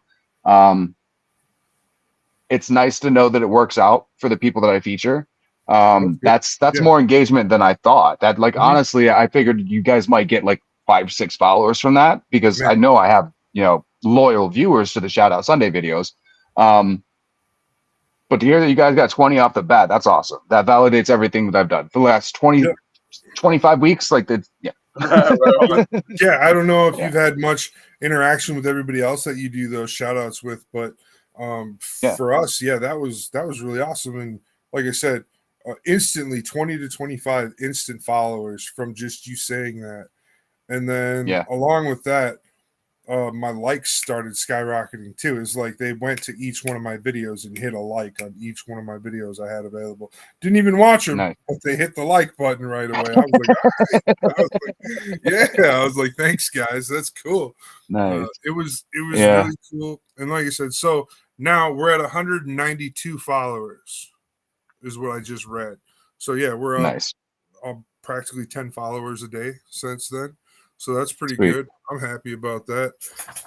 Like Yeah. I was sitting at 60 followers 2 weeks ago or something. So I'm at 190 plus now. That's, I'm 20% to my goal, And then that's my goal. When I get to 1,000, I'll open up that Nitaku and we'll look at all the parts and stuff in it and stuff. And then I'll put the box back. And once we get to 5,000 followers, we'll open it and build that bad boy. That's kind of my goal. Nice. I don't know if that's a bad goal or nothing, but I've seen like guys like New Type Tim. He's got 37,000 followers. Right. And I was like, all right, well, See, so 5,000. This is the part of the conversation that I wish wasn't recorded. All right. Look, Imagine. I'm gonna be honest. Tim lives in New York City. All right. He lives in a part of New York City where the population density is 70,000 people per square mile. Right. Tim has no problem meeting people and exposing his name and his brand to people. Now, go look at his likes. Go look at his views. And I'm not saying any of this to be mean or down on anyone. I'm just saying that It's a the reality. viewers aren't necessarily viewing. Mm. So that's cool. He's got a huge following, Right. Right. but who's watching? Right. Exactly. I get you. That's one way. That's a great perspective to bring. It is. I mean, especially in a metropolis city, like you said, people on top of people. It's easy to hand out, especially if you had a business card, right? Street Team Mike, hit that. All this. Mhm. Hey, Yeah. hit me on Instagram or whatever the channel is. Hit me, dude. If you did that Yep. for 4 hours a day, 5 days a week, you could hit a lot of people with obviously social media or just standing around talking. You could gain followers, but like you said, are the followers really following, or are they just clicking checking the box? Yeah. Right. Checking the- And like he does live build events at a brewery at a brewery that he is partnered with. I'm sorry, I can speak English. It's my first language. But he does live build events with like groups of people. So like they're literally out there in people's faces, drawing in crowds. Like, hey, what are all these people doing? And that's cool. Like he's got his thing going on. And like I said, I'm not saying any of that to bash him. Oh no. I'm being critical of the Gundam community at large, if you will, and if you will all forgive me for that. But this is a small community. It's a niche hobby, and we're here for it, right? But we need to be here for it. And if we're not supporting the people, the creators that we like with views, comments, sharing, and all those things, then we're not being good viewers or good fans, if you will. I don't know what to call it. I don't want to be pretentious here, but like I'm a fan of Gundam. I'm a fan of some of these builders, so I don't think it's unfair for me to call people that come to my channel fans. I'm just putting them on equal footing as myself. So I hope that doesn't come off as pretentious. But I like participants. if you want to be a good fan or a good follower, then do the things right. I try to watch videos all the way to the end, if not just once, multiple times, because those view counts, that retention rate, it's great. If you can watch somebody, if you watch a video for more than just the first playthrough, that means so much more to the algorithm, right? Mm-hmm. It really does. It creates a space for you where there was none before, because people are not just interested in part of your video. They want to watch the whole thing more than once, right? So they're going to push your content because it's driving engagement for them. So yeah, watch the video all the way through, if not just once, multiple times. Like it, leave a comment that's more than 7 words, and like it, the, as, words like that, they don't count. Like real words, like not Anyways, Right. Use your so brain. leaving real engaging comments, asking questions, using words that are mentioned in the video, like that is huge. If you get a comment from somebody that mentions a thing that you mentioned in the video, that's fucking astronomical to the algorithm. They want that. That means that the person was actually paying attention and engaged with the video. So those are ways that you can help organically grow somebody's channel. And I try to do that as much as I can. Also, do not go to the friends page to watch Gundam content because those views don't count. They don't. Like, it doesn't matter how many times you watch the video or how long you watch it, if you like it, if you comment. None of that counts if it's on the friends page. It only counts if it's on the FYP. And if you go to a person's page to watch their stuff, doesn't count. Don't do that. So that's interesting. Yeah, it is. Yeah, if you want to help your friends grow on TikTok. We got people listening to this. I mean, you know, it's family, but the point what you just said was incredible. Wow. Those are things that I've learned from other channels on TikTok that teach you how to grow. But after implementing those things, I can literally watch the growth. So like, I know that there's value in what I just said because I've seen it. Yeah. I challenge everyone to test it for themselves. Go and do these things to your creators and watch how much they grow. Ask it of your friends. I don't think it's wrong to ask the people that watch your videos to like them. I mean, if you like them, like them. We're here for growth. We're here to share what we're doing with other people, and not liking it just pushes us into a corner saying that you don't want to see it. And so many people do that. They'll stop pushing our content. And then what are you going to see? You're going to see NPCs asking for ice cream or money. I don't know. Whatever that thing is. There's a couple things going on TikTok that as I scroll through, I'm just like, the less you interact, the better. But at the same time, there's some that you just feel compelled to inform them that they're wasting their time. Like, please find something. I encourage you to do something better with your time than sit and dwell on negative thoughts. Like, that's what I do. Like, I would rather you not sit and dwell on those negative thoughts and go be productive in life, you know? Yeah. Or something like that. I'll say those things to those people, but yes, then it like shows me more of that shit because then I interacted and I'm like, fuck. Exactly. So if you wanna state your piece and then you don't want to get more of that content, just say what you have to say and then long press the video and click the button that says I don't want to see this. Yeah, that makes total sense. See what less is your of input? this. What is your input on the importance or your thoughts on the likes of a live video? When like people are liking and you got your climb, you got 10,000 likes. It's validating for the creator, but that's really honestly all it is. See, the likes are not nearly as important as the view time. You can sit in my live for hours with me and never click like, and I wouldn't care because that does more for my algorithm relevancy than if you were to click like repeatedly for 5 minutes and leave. I might get 1,000 likes from you, but all I got was 5 minutes of your time. And if I'm streaming for 2 hours, then you just told TikTok that I was worth half of a fucking percentage of a point, you know? So don't like my video, watch it. Watch my video. You're voting with your view.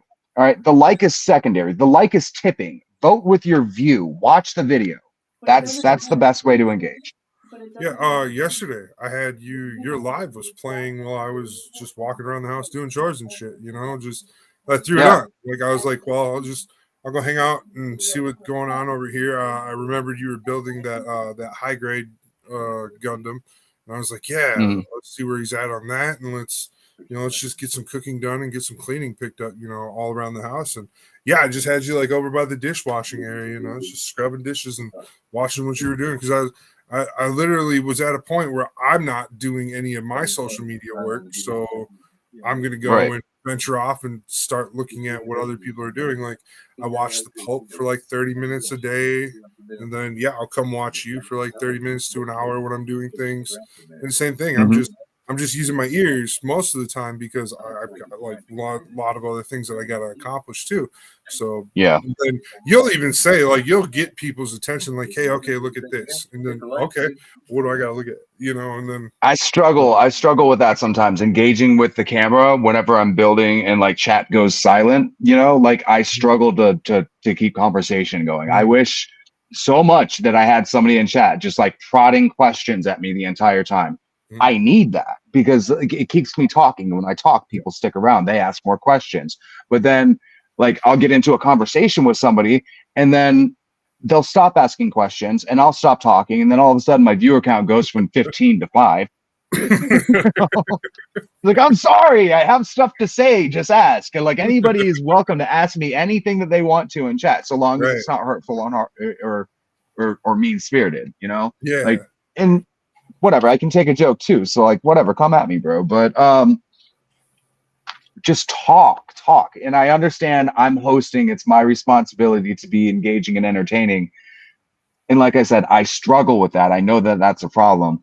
But yeah, just for anyone out there, if you see my live and I'm quiet, throw a question my way. I will answer it. It doesn't matter how ridiculous the question is. I'll give you an answer. Sweet. That's great to hear. And like, you know, like I said, when I'm there, I'll definitely throw up more than just a 2-word post. Like, you know, yesterday when I wasn't busy cleaning and stuff, I was talking and stuff, and I was giving some feedback. Like, definitely in the beginning when I first got in the room, just so you know, like, I'm there, I'm participating and stuff. I'm here, but then I got quiet. I was just. You started talking to somebody else about a specific thing, and I didn't know anything about it. So I was like, all right, this is a perfect time for me to step away from the conversation, but still be in the room. So that's where I was like, all right, so I'll just hang out. I think I stayed in the room for over an hour too. Like I think you did. Dude, yesterday at one point I had like 4 or 5 people all asking me questions. I couldn't keep up with chat. Like, it was just going, and I kept trying to like rewind chat and like readdress every statement or question or whatnot. But it was like that. It was just going so much for like 25 minutes, and then all of a sudden it stopped. Right. And everybody disappeared. Yeah, because it was like when I called it actually B. So B is a part of this. When you find her, that's mine. And then there's Mike, and then she told me I was driving, and then I hit you up at the live. That's when we started, and that's when I hit Mike, and I was like, Mike, and that's when we jumped in. He was cooking. I was coming home to dinner, and like I said, it was popping for a while. Yeah, I had so many people I didn't know what to do. So many people talking, I didn't know what to do. I mean, I kept up, I guess, but like, people did dip, so I failed at some point. So yeah, and we're getting to the last 13 minutes of the show here. So sweet. Pressing on. That's what I like to call it a night. I don't know. I don't think we're doing a late night load tonight, Carrie. Are we doing a late night load tonight? I mean, we can if we're rolling. Let's keep the bean footage going. Yeah. Well, we got to end it and reset. So yeah, that's what our next show is tonight. After this, is we do a different show called the Late Night Load. It's usually Thursday nights, and once in a while we do a Friday night show. And the Late Night Load is we'll talk about anything that's going on in the world, conspiracy theory wise. Like we like to take those trips down the rabbit hole. You know what I mean? Along like, with what kind of crazy shit are you thinking about? Like, what goes on in here that you gotta know that we might, or we're gonna find out. The other side of that is we play video games or whatever. We load Is the up Mothman real? Is the Mothman real? Yeah, dude. Yeah. Let me tell you. Look, I live in the part of West Virginia close enough that I could spit on the bridge that fell and killed those people. All right. I can tell you with absolute certainty that I've been pumping so much ultraviolet light into the night sky over here that if Mothman was real, he would have came up and introduced himself by now. Mothman's not real. Mothman's not real. He would have came and knocked on my door at some point and been like, "Hey, can I hang out?"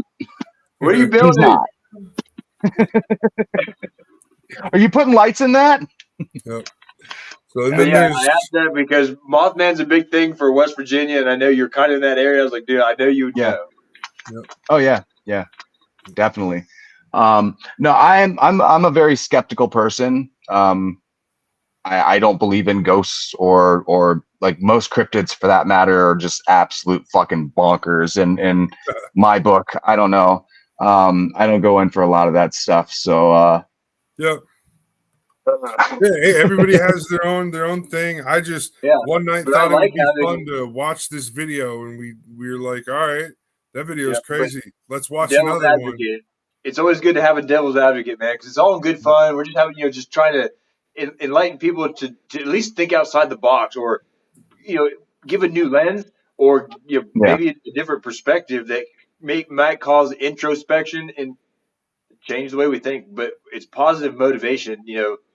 Get out of the negative self-talk, and find a positive circle, and then magnify, amplify energy. Yeah. So that was one night. It was just that random, I loaded up this show called Hellier, and their original thing was Green Goblins in Kentucky. yeah, goblins and caves in Kentucky. Okay, that was their opening to this show, and it went from that to Mothman to UFOs to back to the caves to back to the Mothman to back to UFO. Like, this show went all over the spectrum of conspiracy, right?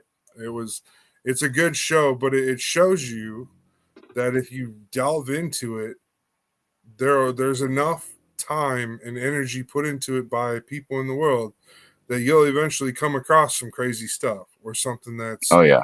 a bit off. Well, one of their guys, he went out researching or whatever, and he found one of those creepy towns where people are like, "What you doing here, boy? You better get out of here before we make an example out of you." He ran into one of those towns, and he was let known very quickly by local law enforcement, "You better get out of here," real quick. He didn't even do anything. He wasn't even driving. They just pulled up on him, stopped him. "You're not from around here." "How'd you know?" "We've never seen your car before," type of thing. That's how bad it was. I was like, oh, Yeah. it was tricky. So, that was what really got us into doing the Late Night Load show. But now we just go on and we just find reports of crazy shit. What is it? Yesterday's Late Night Load, I was talking about this new light particle called azulene, where they're using it to enhance the capacitor range of solar cells and how they collect light from the sun. And they was just saying the azulene would take a regular solar cell that's only 50% efficient and possibly boost it to an 80 to 90% efficiency, meaning almost doubling its capacity to generate electricity from the sun. And that's pretty amazing. And it's all about this crazy particle. And then the other thing I was reading was something that kind of was arguing against, but not really arguing against global warming or whatever you want to call it, climate change, whatever. I read this article from the University of Oxford yesterday that said ancient rocks that are pushed up during mountain forming or during land formation from the ocean floors creates enough carbon dioxide let off to almost compete with the volcanoes that erupt around the world every year. There's that much let off from just rocks letting carbon dioxide into the air. CO2s, the things that we're told are bad for the earth. That's just coming from everywhere naturally, is what they're saying. And well, all right. So it's not bad for the earth. It's bad for life on the earth. It's naturally occurring, sure, but it's detrimental to our survival. And if the earth itself is putting off all of this already, then us helping it's probably not helping us. Well, no, probably not. That's the idea. Yeah. My concept, I'm just saying, is there's just now another facet of something putting CO2s in the air. You know what I mean? There's, before we didn't contribute, we didn't count this. We counted those rocks as the opposite before. We used to think they sucked CO2 out of the air, but now we've proven the opposite. They put CO2s into the air. And that's where that article was leading to, was they were talking about, once we thought that this was a countersink or something to absorb the bad gas in the air, and now we're finding that these rocks actually, they have a limit, and once they reach their limit, they reverse. They do suck it all up, but once they've reached their spongy limit, then they start expelling out again. And I think that's kind of cool too, because we could take that carbon that's being expelled out of those rocks and turn it into some kind of energy source, I think. Right. That's just my thought. Hey, we burn coal, that's carbon. This is carbon in air form. If we concentrate it with a little fan and a hose and put it at the end of a spark, do you think it'll create a flame or a jet or something? Maybe. I don't know. So a while ago, I saw this story. I can't remember where it was featured. Maybe it was YouTube, but this is pre-TikTok days. Maybe it was Facebook. I'm not sure. But this person was going around in China, the Forbidden City, China, and they had essentially a vacuum cleaner hooked up to a filtration system. They were just walking around in this Chinese city, and every day they would filter enough carbon out of the air, just the air around them from walking around the city, that they could make bricks of carbon. Wow. That's crazy. Yes, that's absolutely insane. That's absolutely insane. Do you know how like conductive carbon is? Like how easy it holds heat? Like we're putting this stuff in our atmosphere. Like it's already going up there, but like we are physically making more of it and throwing it up into the air like it doesn't matter, and it does. It's ridiculous. We're suffocating the planet. We really are. We're suffocating the planet, and we should stop. Oh yeah, I've got no sorry, no answers or ors or buts about it. I'm one of those people. I'm fascinated when I learn more about it. That's what, and that's what I felt like that article was bringing to light, is just another facet of how the earth is working. One, to kill us, and two, to cleanse itself of the parasites it's got. That's what I think it's really doing. I think it's just, it's taking a bath right now. It's washing us all off. Yeah. So then, that's what we do. We just delve into those types of things, and we, one way or the other. We don't always, agree or disagree on stuff. Sometimes we'll just be like, hey, this is a report that I read, and we're all like, huh, interesting. I don't know what to think about that, and then some of us, we're more researched on certain topics than other topics too. So like me, I'm constantly looking into like UFO stuff and things like that. And I've been pretty close to finding the people who are the leakers. I'm almost close to figuring out who it actually is that's leaking this stuff out from the government. Like I'm that close to following like who I follow and stuff. Like, it's all pretty weird that these guys are all getting their information at this same time, and they're getting their information literally 1 week after I get the information. So it's like whoever's giving me my information is one step before those guys, all the other people, like the social media people who do like stuff like that, like Secure Team 10. They're one of the social media pages that does UFOs and stuff. Well, I've been getting information in faster than he's been getting information in or something. I don't know if I climbed higher on the line than him to find more information when I was looking for more information. But yeah, I've been getting a lot of data points coming in a lot faster. And then Tyler from Secure Team 10 will be all like, and he's a great guy. Tyler's awesome. And he's like one of the guys that got me into looking at UFOs and stuff. So now he's like behind me when it comes to getting information. And I'm like, oh no. So that's okay. So do you believe that it's possible to travel faster than light? I know it's possible. I'll look you in the face and tell you I know it's possible. Okay. How do you know that? How do I know that? Okay, the University of... My imagination says whatever I can imagine, it exists. There's no such thing as an original thought. Yes, but however, on a reality scale, not what he's talking about, but on the reality scale, there was a university that was doing a study on 2 pieces of gold, and they created a albacore warp bubble, or a Cuvier warp bubble, whatever. And that warp bubble, they didn't create it on purpose. It was like an accident, but they were trying to suspend this piece of gold, and then they took a smaller piece of gold, and they were trying to see on a micronic scale or a micro scale if one micro-sized piece of gold could affect the gravity of a smaller micro-sized piece of gold. And they were like, trying to get the little piece to go like that. And they did it. They succeeded. But in the process, they wrote and divulged that they created a warp bubble within the laboratory. and they used that warp bubble. They were able to control the warp bubble, its motion and everything. And they said when they moved the warp bubble didn't slowly drag. The warp bubble went from position point A to position point AB on the program. So they typed it in, move here.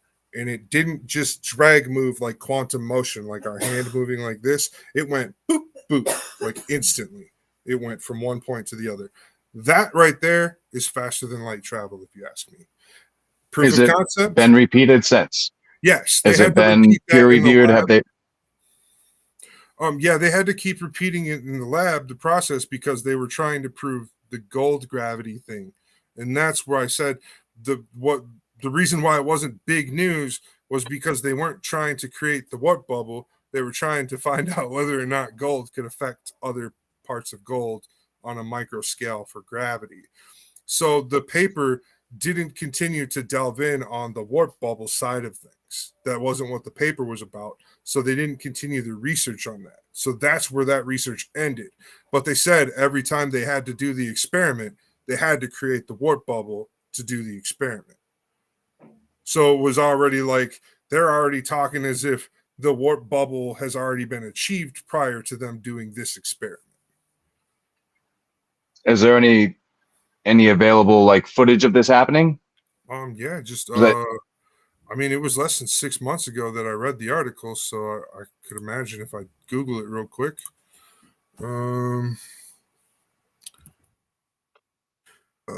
Warp bubble.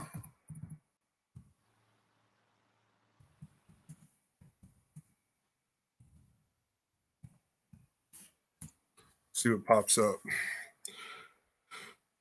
Yeah. Okay. Well, DARPA. It was DARPA funded research. It says warp drive pioneer and former NASA warp drive specialist, Dr. Harold G. Sonny White, has the discovery of an actual real world warp bubble White, the first of its kind breakthrough. So that's from DARPA. And then the gold experiment, like I said, it was just a recent university. And I can't remember the name of the experiment right off the bat. But it was big because we reported on it on the Late Night Load. So I'm sure if we go back to one of my episodes on the Late Night Load, I'll actually be talking about them creating a warp bubble and stuff. And how cool. Like I was blown away. I was like, oh my God. That's a leap in scientific, measurement and everything. So back to your question, do I believe in faster than light travel? With the proof of the warp bubble, I do. Without the proof of the warp bubble, I still don't see us having anything to protect us to create faster than light travel. I feel like the warp bubble is actually like this little shield that pushes everything away from us while we're moving through the vacuum of space. So it protects us from having, like, if we're going light speed and a rock is in our way and we hit it, it could blow us up, right? Like that's a real worry to have. But if the warp bubble is pushing space open like this and we're inside of the warp bubble moving, space is just going to wrap around us as we move through it. So we shouldn't have to worry about anything. And like I said, the visual that they had when they moved the warp bubble, it wasn't as if we were moving through. It was as if we instantly moved to. So that's a big difference there. And I think string theory is going to help us with a lot of that.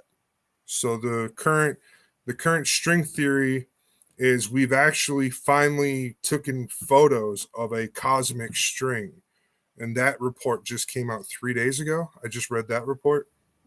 That was I'm not huge on string theory. I think string theory is bullshit. It doesn't reconcile with the other sciences. So they've been trying to make it work for what, 40, 50 years now, and it just doesn't work under our current models. I fixed that. It works within its own model, but it doesn't play nice with the rest of science. So I'm not big on string theory until they can actually sand the edges off and make it work. Yeah. It just doesn't. So string theory gets hung up on this dimensional barrier or whatever. So yeah, I know. What I figured is the big hang up, and I think a lot of people are missing out on it. I drew it. I have a picture of it. Hopefully it's not too messed up. No, it's not that bad. All right.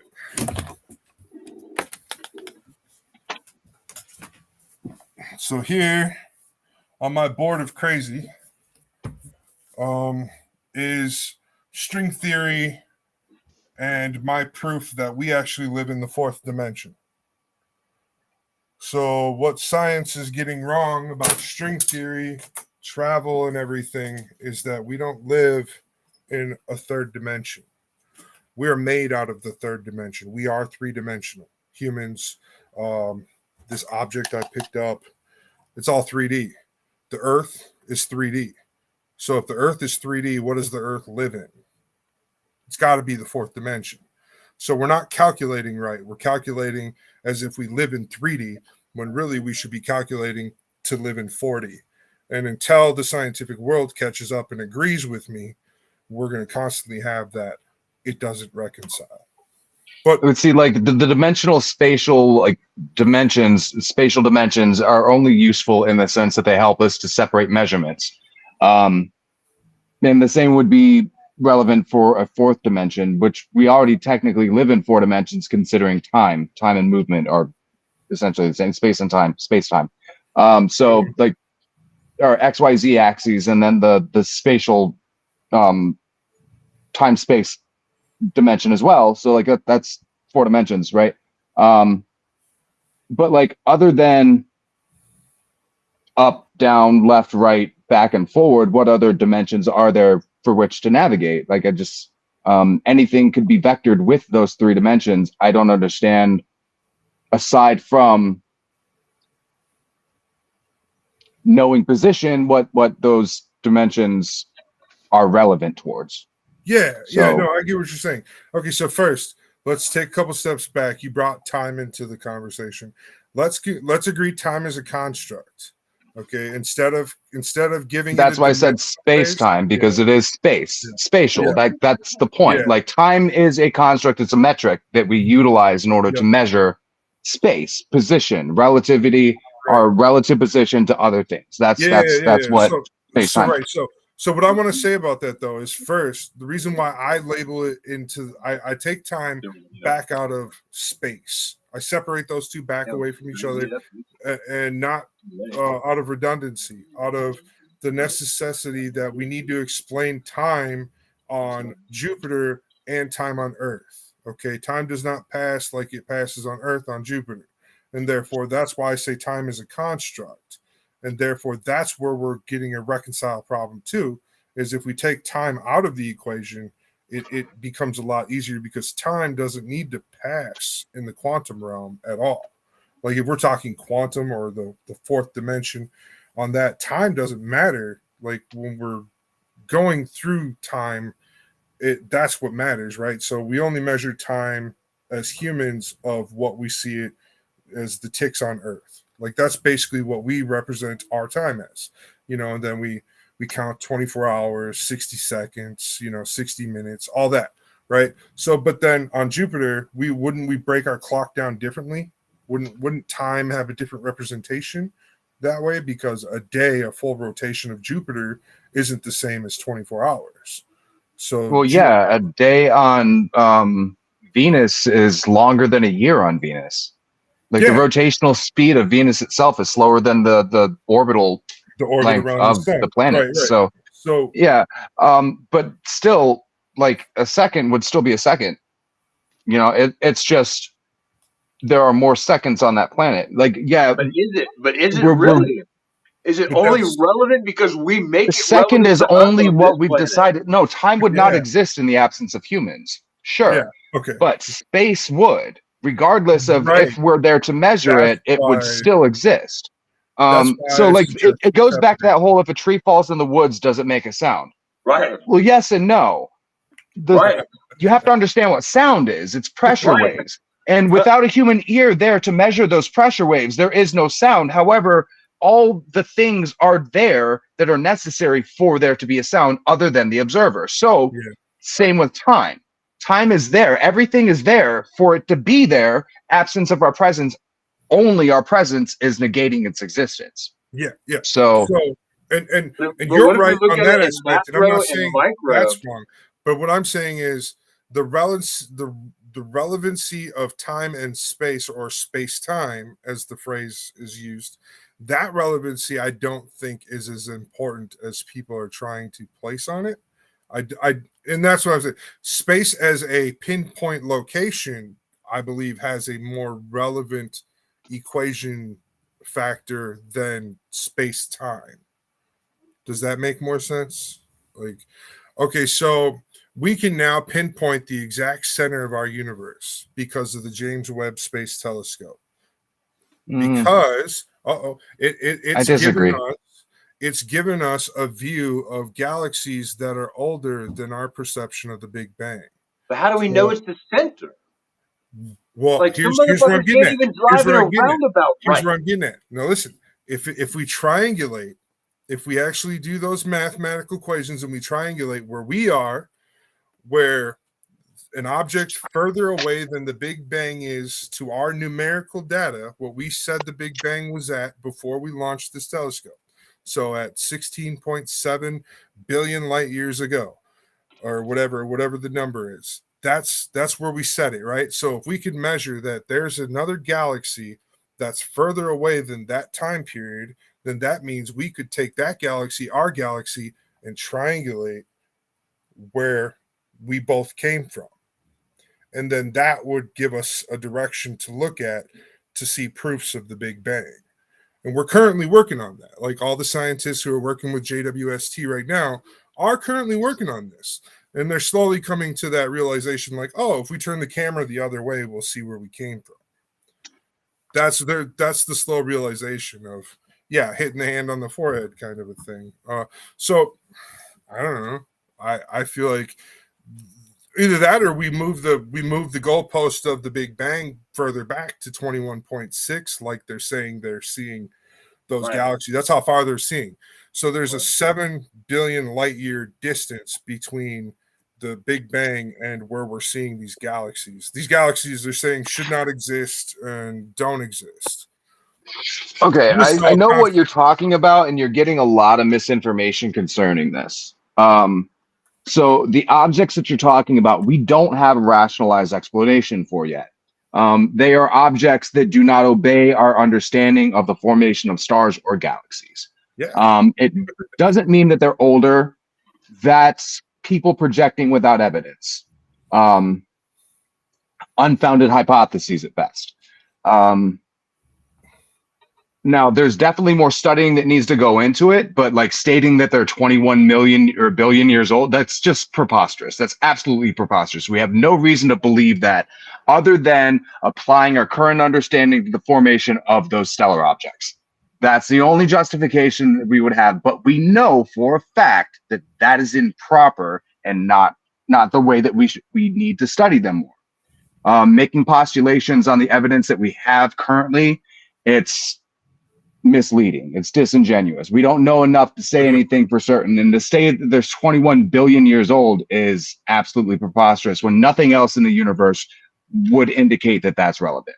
Well, I know. I'm just saying this, the data that the scientists are handing over to the public, it says this is this far away. Because right, but that could also be a glitch in their data. But they say when we measure other objects that are far away, we have a direct accuracy on how far away that object is. So now when we look further behind those objects, we have a better accuracy of how far away those objects are. So it's been that slow stepping stone already. They've already been doing that work to say, yes, we can clarify that within a billion years, one way or the other, that's how old that item is. That's what they're saying. Okay, so I'm just going based off of the data they've retrieved and given out to the public, and the data they've done suggests that we could extrapolate a triangulation point based on the viewing of these new, further away, distant galaxies. That's all I'm saying. Yeah. Is it took longer? No, I know what you're saying. I'm just saying that the people that are saying that, not you. I'm saying that the people that are telling you that they're wrong and they don't understand the science. That's what I'm saying. They're all new to the science, just like I am. So, you know, I'm following it as closely and as on beat as I can. As soon as information's coming out about it, I'm like right there trying to suck it all up and like extrapolate what does it mean, where is it going to lead us, you know, because it's all really important. Like I feel like that's something that's crazily important for us to learn about is the size of our universe. So a good source of information, if you want to follow this person, her name is Dr. Becky. She's an astrophysicist. She works at NASA. She's published like 17 books. She's a great source of information. She puts up a weekly show. I think twice a week she puts up a show, and she goes over all the new stuff that they found in astrophysics, all the things that you might find in the night sky coming up so that you can catch all the eclipses and meteor showers and stuff. She's on TikTok, isn't she? I'm not sure she's on TikTok. I follow her on YouTube. So there's a couple of creators that I follow on TikTok, but she's much more comprehensive. She explains the science to you. She doesn't just tell you what people are saying. She explains the science behind it. And she does it in a way that you will understand it and you won't get lost in those logical fallacies that a lot of people get fucking caught in. So yeah, Dr. Becky, she's on YouTube. Okay. Really like her channel. She's English. Becky. Okay. Yeah. Awesome. That's cool. I got it written down. Yeah, she's English, so she's got a bit of an accent.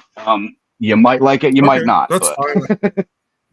Oh, it doesn't bother me. Accents don't bother me at all.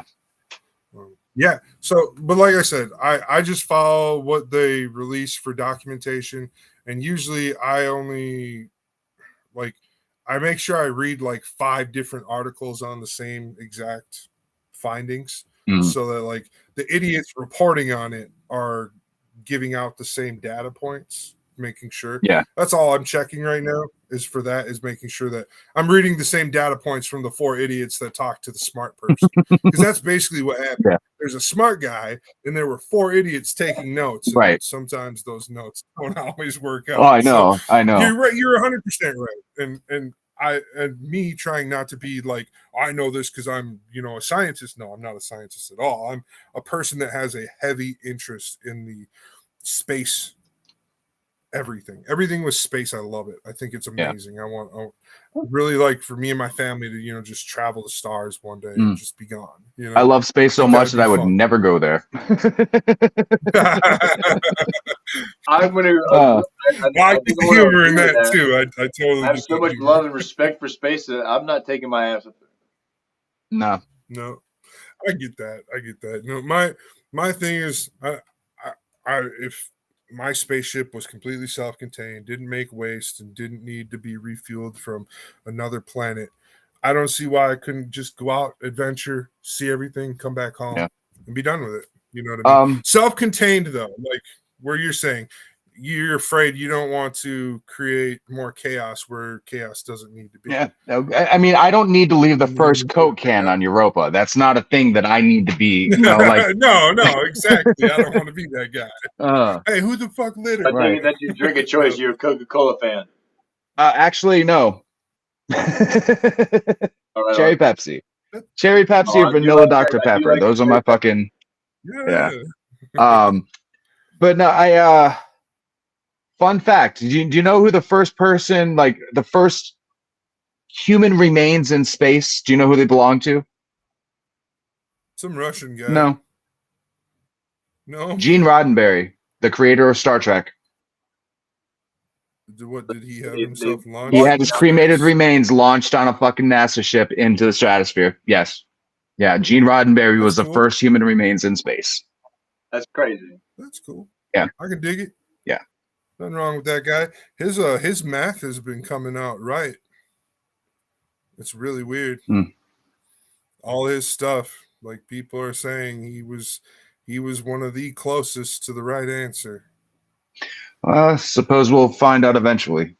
Right. I hope so. I hope it's a lot sooner than later. Yeah. What is that? All right, who wants the beam effects? Anybody? Hmm. Yeah, free beam What effects. I'll color take 'em. is it? I don't even know. Yellow. Yeah, they're yellow. I haven't built anything with SB13. yellow beam effects yet. I think that's from the Mars 4 Gundam has yellow beam effects. Yeah, yep. Because he's right here. I think that's Mars 4, anyways. It's got like little chaff pods that pop out of the arms and legs. Yeah. Yeah, yep. I can. No. Mars 4 has the claws. Hold on. I did. I can't at the moment. Mars 4. Oh, no, this is. I'm drawing a blank on which one this one is. Yeah, I just know that this one came with yellow beam effects. So I think this one's that is the Mercury or V2. That's the V2. Yeah, it could be the V2.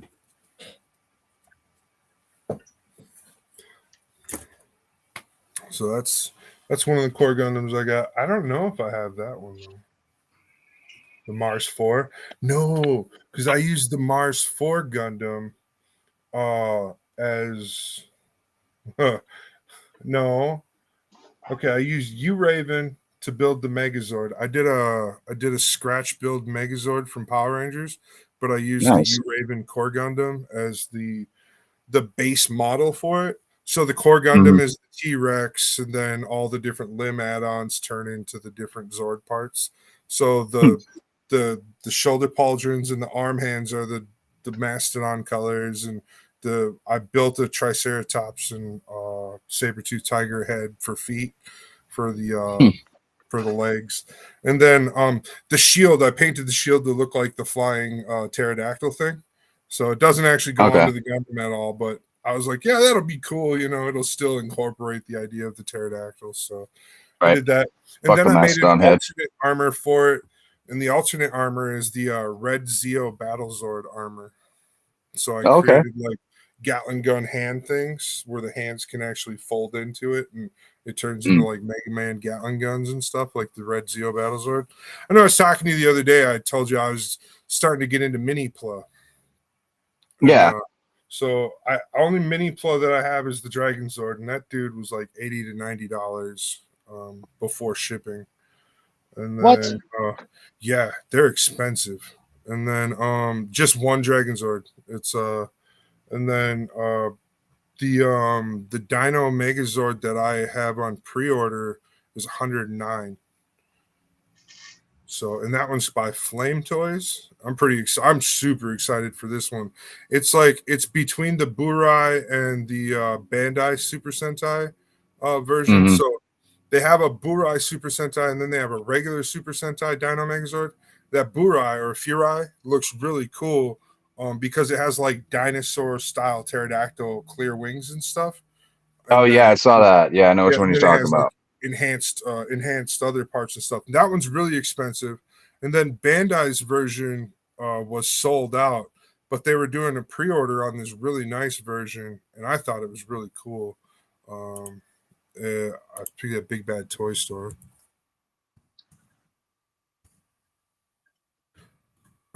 We'll go over there real quick.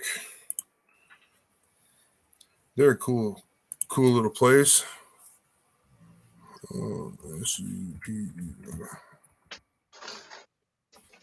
I don't know if I trust Big Bad Toy Store. I've never heard anything bad about them. I just always see the like most rare and random things on their site, and it's like if nobody else has this, how do you? So I know. I feel that way sometimes too. You've got like this backstock of like rare shit that just sitting on it. Right. Yep. And it's always like really good prices too. So it's like, how do you have this first and foremost? And how can you afford to sell it at that price? Right. I totally get Some of what it's you're legit saying. like sick. It's like, damn.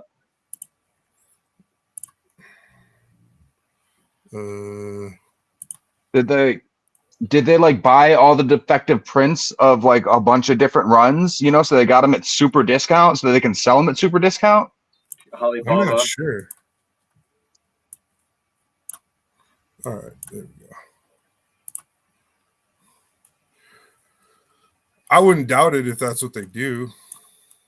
I mean, if that's their hustle, that's awesome. You know, like Because I said earlier, sharks got to swim, fish got to eat. So yeah, because the product pictures look killer, but are they not manufactured product photos? Because some of them just right, look, because the paint, right? The paint looks sick, but when you right, get that product, is it not like the eyes are fucked up?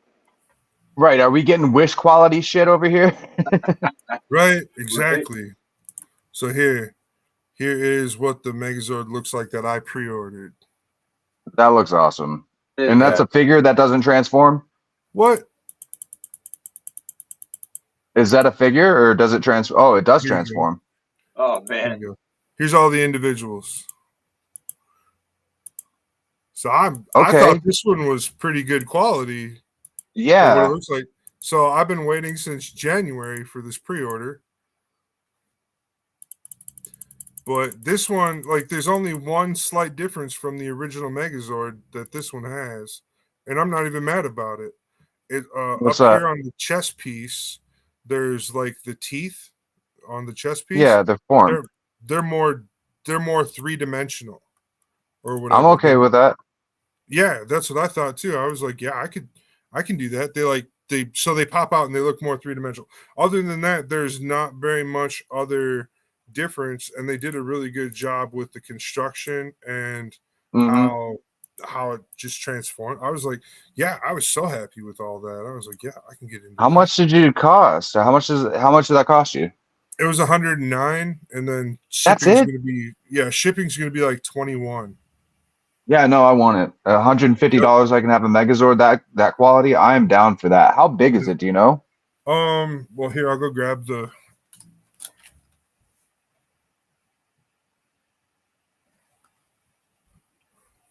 I'm a Voltron guy. It'll be size comparable to this. Okay, so it's like high grade size. Yeah, definitely. I don't know. This is custom, so I'm gonna custom paint the Dinozord when I get it too. You know, all of those. Nice. I have nice metallic colors for each one. And like I said, it fully transforms. Like,